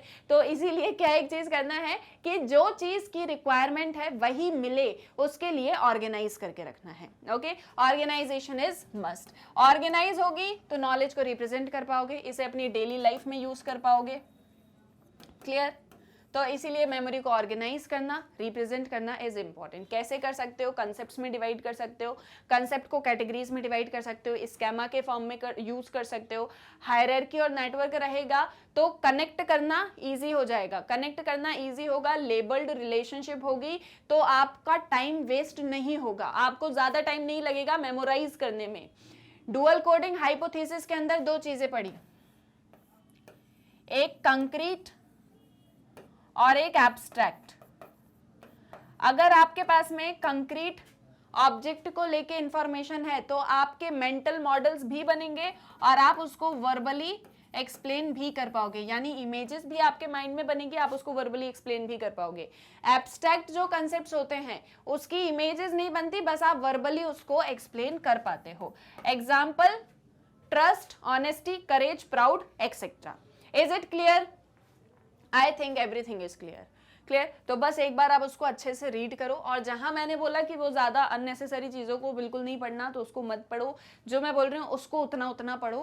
कंसेप्ट को क्लियर रखो, ये वाला कंसेप्ट नहीं, पूरे लेक्चर का जो कंसेप्ट है उसको क्लियर रखो और इस चीज पे वर्क करो। सबसे सिंपल सी चीज है, आप खुद साइकोलॉजी के स्टूडेंट हो तो आपके साथ में तो मतलब साइकोलॉजी बहुत अच्छी होनी चाहिए, है ना। तो इसीलिए अपनी मेमोरी को कैसे ऑर्गेनाइज करना है, कैसे उसको शार्प बना सकते हो, खिचड़ी मत बनाओ। देखो इसका एक और एग्जांपल देती हूँ। बहुत बार जनरली बच्चे क्या करते हैं, जैसे पढ़ाई करते हैं ना, तो एग्जाम आने वाले हों या स्ट्रेस में हो, या बहुत सारे ऐसे बच्चे होते हैं जो बहुत कंफ्यूज होते हैं पढ़ाई को लेके। अभी तो आप मतलब स्कूल लेवल पर हो, अभी आप ग्रेजुएशन में जाओगे तब आप और कंफ्यूज होगे, फिर आप ग्रेजुएशन में और आगे पढ़ाई करोगे तो आप और कंफ्यूज होगे, आप कंफ्यूज ही रहोगे, आप बहुत टाइम तक कंफ्यूज रहोगे जब तक आपका एक पूरा करियर सेट नहीं हो जाता है। ठीक है, तो उस कंफ्यूजन में जनरल मैंने देखा है, ऐसे बहुत सारे स्टूडेंट्स को देखा है, आप लोगों में भी बता रही हूँ कि क्या करते हैं, बहुत सारा कुछ पढ़ लेते हैं, जब एग्जाम आने वाला होता है तो अननेसेसरी भी पढ़ लेते हैं और बहुत बहुत बहुत सारा कुछ जो है पढ़ते रहते हैं, ये भी पढ़ लेते हैं, ये भी पढ़ लेते हैं, ये भी पढ़ लेते हैं। उससे क्या होता है, दिमाग में बन जाती खिचड़ी। आप किसी कॉम्पिटिटिव एग्जाम के लिए अगर कभी प्रिपेयर करो, या किसी भी एग्जाम के लिए आप प्रिपेयर करो, नॉट इन स्कूल में तो क्या होता है कि एक सिलेबस है, कन्फाइंड सिलेबस है, उतना हमको पढ़ना है, उस सिलेबस में जितना इंपॉर्टेंट है हमको उतना पढ़ना है। बट जब आप जैसे किसी चीज़ की प्रिपरेशन करोगे कॉम्पिटिटिव वगैरह की, तो आप देखना कि मार्केट में बहुत सारे सोर्सेज होते हैं। मैं आपको एक एग्जाम्पल दूँ यूपीएससी का। आप अगर यूपीएससी की पढ़ाई कर रहे हो, करने वाले हो, सोच रहे हो करने का, नहीं भी कर रहे हो, या कोई और एग्जाम की प्रिपरेशन कर रहे हो, लॉ की प्रिपरेशन कर रहे हो, या किसी भी चीज़ की, तो आप देखो मार्केट में बहुत सारे सोर्सेज हैं पढ़ने के लिए, ढेर सारा मटेरियल, ढेर सारी चीज़ें पढ़ने को। अब होता क्या है कि हमको सारा मटेरियल ऐसा लगता है सब यूजफुल है, हमको क्या लगता है कि जितना मटेरियल प्रेजेंट है मार्केट के अंदर वो सारा कुछ यूजफुल है, जितनी कोचिंग का मटेरियल है सब यूजफुल है, हम सब पढ़ने लग जाते हैं। हम सारा कुछ, इतना सारा मटेरियल इकट्ठा कर लेते हैं कि वो हमारे दिमाग में बन जाती खिचड़ी, आगे का पढ़ते जाते हैं, पीछे का सब भूलते जाते हैं। और मैंने आपको बताया कि मेमोरी स्ट्रांग करने के लिए एक फॉर्मूला है, क्या है, एनालाइज, अंडरस्टैंड, मीनिंग। किसी भी कंसेप्ट को बार बार समझो, एनालाइज करो उसको सारी चीज़ों से, एग्जाम्पल्स वगैरह से रिलेट करो, और उसके मीनिंग को बहुत अच्छे से समझो। अगर आपने उसका मीनिंग समझ लिया, आपने उसको बार बार रिवाइज किया, तो आपको वो चीज़ याद हो जाएगी। लेवल्स ऑफ प्रोसेसिंग पढ़ा है ना, लेवल्स ऑफ प्रोसेसिंग में आपने पढ़ा, एक होता है शैलो लेवल ऑफ प्रोसेसिंग, एक होता है डीपर लेवल ऑफ प्रोसेसिंग। तो अगर आप डीपर लेवल ऑफ प्रोसेसिंग कर रहे हो तो इसका मतलब क्या है कि आपका कंसेप्ट बहुत क्लियर है, और अगर आपका कंसेप्ट बहुत क्लियर है और आप डीपर लेवल ऑफ प्रोसेसिंग कर लिए हो, तो आपकी मेमोरी से वो डेटा कभी जाएगा ही नहीं, बस आपको उसको बार बार रिवाइज रिकॉल करना है। जैसे फॉर एग्जांपल मान लो आपने कोई घड़ी खरीदी, ठीक है, कोई वॉच आपने परचेस करी, अब उस वॉच को अगर आप पहनो, ठीक है, अगर उस वॉच को आप पहनो तो उसका यूज है। अगर आप उसको किसी कॉर्नर में अपनी कबर्ड के रख दो और वो रख ही रहे सालों साल, तो उसका कोई यूज है क्या, नहीं है यूज। तो सेम वे में अगर आप कोई पढ़ाई कर रहे हो या आप कोई कुछ भी काम कर रहे हो, तो अगर आप उसको बार बार अपनी लाइफ में यूज करते हो, उस नॉलेज को अगर आप अपनी लाइफ में रिप्रेजेंट करते हो, तो वो आपकी मेमोरी में लॉन्ग टाइम रहेगा। अदरवाइज वो मेमोरी के किसी कोने में धूल खा रहा होगा, ठीक है, तो वो नहीं करना है। तो डीपेस्ट लेवल ऑफ प्रोसेसिंग आपको करना है। उस डीपेस्ट लेवल ऑफ प्रोसेसिंग से क्या होगा कि आपका जो डेटा है वो आपकी मेमोरी में लॉन्ग टाइम तक रहेगा। लॉन्ग टाइम तक डेटा है तो उसको ऑर्गेनाइज रखो। जैसे मैं आपको एग्जांपल दे रही थी ना कॉम्पिटिटिव एग्जाम का, कि अगर आप इतना सारा मटेरियल से पढ़ रहे हो तो वो ऑर्गेनाइज्ड वे में होना चाहिए, उसका रिवीजन होना चाहिए। पर हम क्या करते हैं, हम पढ़ते जाते हैं और वो ऑर्गेनाइज्ड वे में नहीं होता। और अगर वो ऑर्गेनाइज्ड वे में नहीं है तो जब आप क्वेश्चन पेपर में, मतलब जब एग्जाम देने जाओगे और क्वेश्चन पेपर सामने आएगा, तो क्वेश्चन पूछ कुछ रहा होगा, आप आंसर कुछ और दे दोगे, क्यों आपने मेमोरी के अंदर सब भर लिया है और वो सब एक दूसरे में मिक्स हो गया है, वो ऑर्गेनाइज्ड नहीं है। तो ऑर्गेनाइज होना बहुत ज़्यादा इंपॉर्टेंट है, उससे आपकी मेमोरी भी शार्प होती है। तो ये बहुत अच्छा चैप्टर है ह्यूमन मेमोरी का। आप इसको अगर अच्छे से पढ़ते हो तो आप इससे अपनी मेमोरी को शार्प कर सकते हो, आप इसके थ्रू आप अपनी मेमोरी को इम्प्रूव कर सकते हो। Clear, and that will be so helpful for you. So I hope so सारी चीज़ें क्लियर हैं और इतना सारा जो मैंने आपको आज ज्ञान दिया है वो भी आपको क्लियर होगा विदाउट एनी डाउट। स्टिल कोई भी डाउट है तो मुझे कमेंट सेक्शन में बताना और इस टॉपिक को एक बार अच्छे से रीड करना।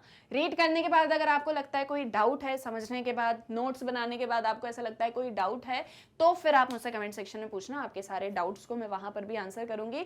और अब हम मिलेंगे नेक्स्ट लेक्चर में, जहां पर हम एक और इंटरेस्टिंग टॉपिक को पढ़ेंगे, like memory is a constructive process, और भी ढेर सारे। ठीक है, सो आई होप सो यहां तक सारी चीजें क्लियर हैं, नोट्स वगैरह बना के रेडी रखे हैं। तो बस जाते जाते एक और छोटी सी इन्फॉर्मेशन कि मैग्नेट ब्रेन्स की वेबसाइट को आपको कैसे एक्सेस करना है। जैसे कि आप जानते हो डेली लेक्चर्स आपको मैग्नेट ब्रेन्स के यूट्यूब चैनल पर मिलते हैं। साथ ही साथ में मैग्नेट ब्रेन्स का ऐप है प्ले स्टोर पर, उसे भी आप डाउनलोड कर सकते हो। इसके बाद में आपको चाहिए कि सारे लेक्चर्स एक ही जगह पर मिल जाएं, सारे जो जितने भी चैप्टर्स हैं, जितने भी सब्जेक्ट्स हैं, जितने भी क्लासेस हैं, जितने भी कोर्सेज हैं, सब कुछ एक ही जगह पर मिले, कोई दिक्कत परेशानी ना हो कुछ भी ढूंढने में। तो बहुत सिंपल और बहुत छोटा सा काम आपको करना है। आपको जाना है गूगल में या किसी भी ब्राउजर में और जस्ट एंटर करना है www.magnetbrains.com। जैसे ही आप ये एंटर करोगे, ये मैग्नेट ब्रेन्स एजुकेशन प्लेटफॉर्म आपके सामने ओपन होगा। इसको स्क्रॉल करोगे, देखोगे यहाँ पर एक्सप्लोर टॉप कोर्सेज के ऑप्शन है। यहाँ पर आपको सारी क्लासेस मिलेंगी, सारे लेक्चर्स, सभी कोर्सेज मिलेंगे।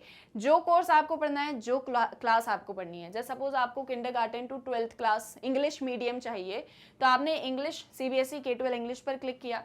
जैसे सपोज आपको क्लास 11th पढ़ना है, आपने क्लास 11th पर क्लिक किया। ये आपको दिख रहे हैं सारे सब्जेक्ट वाइज वीडियोस। स्क्रॉल करोगे आप, और भी वीडियोस देखने को मिलेंगे।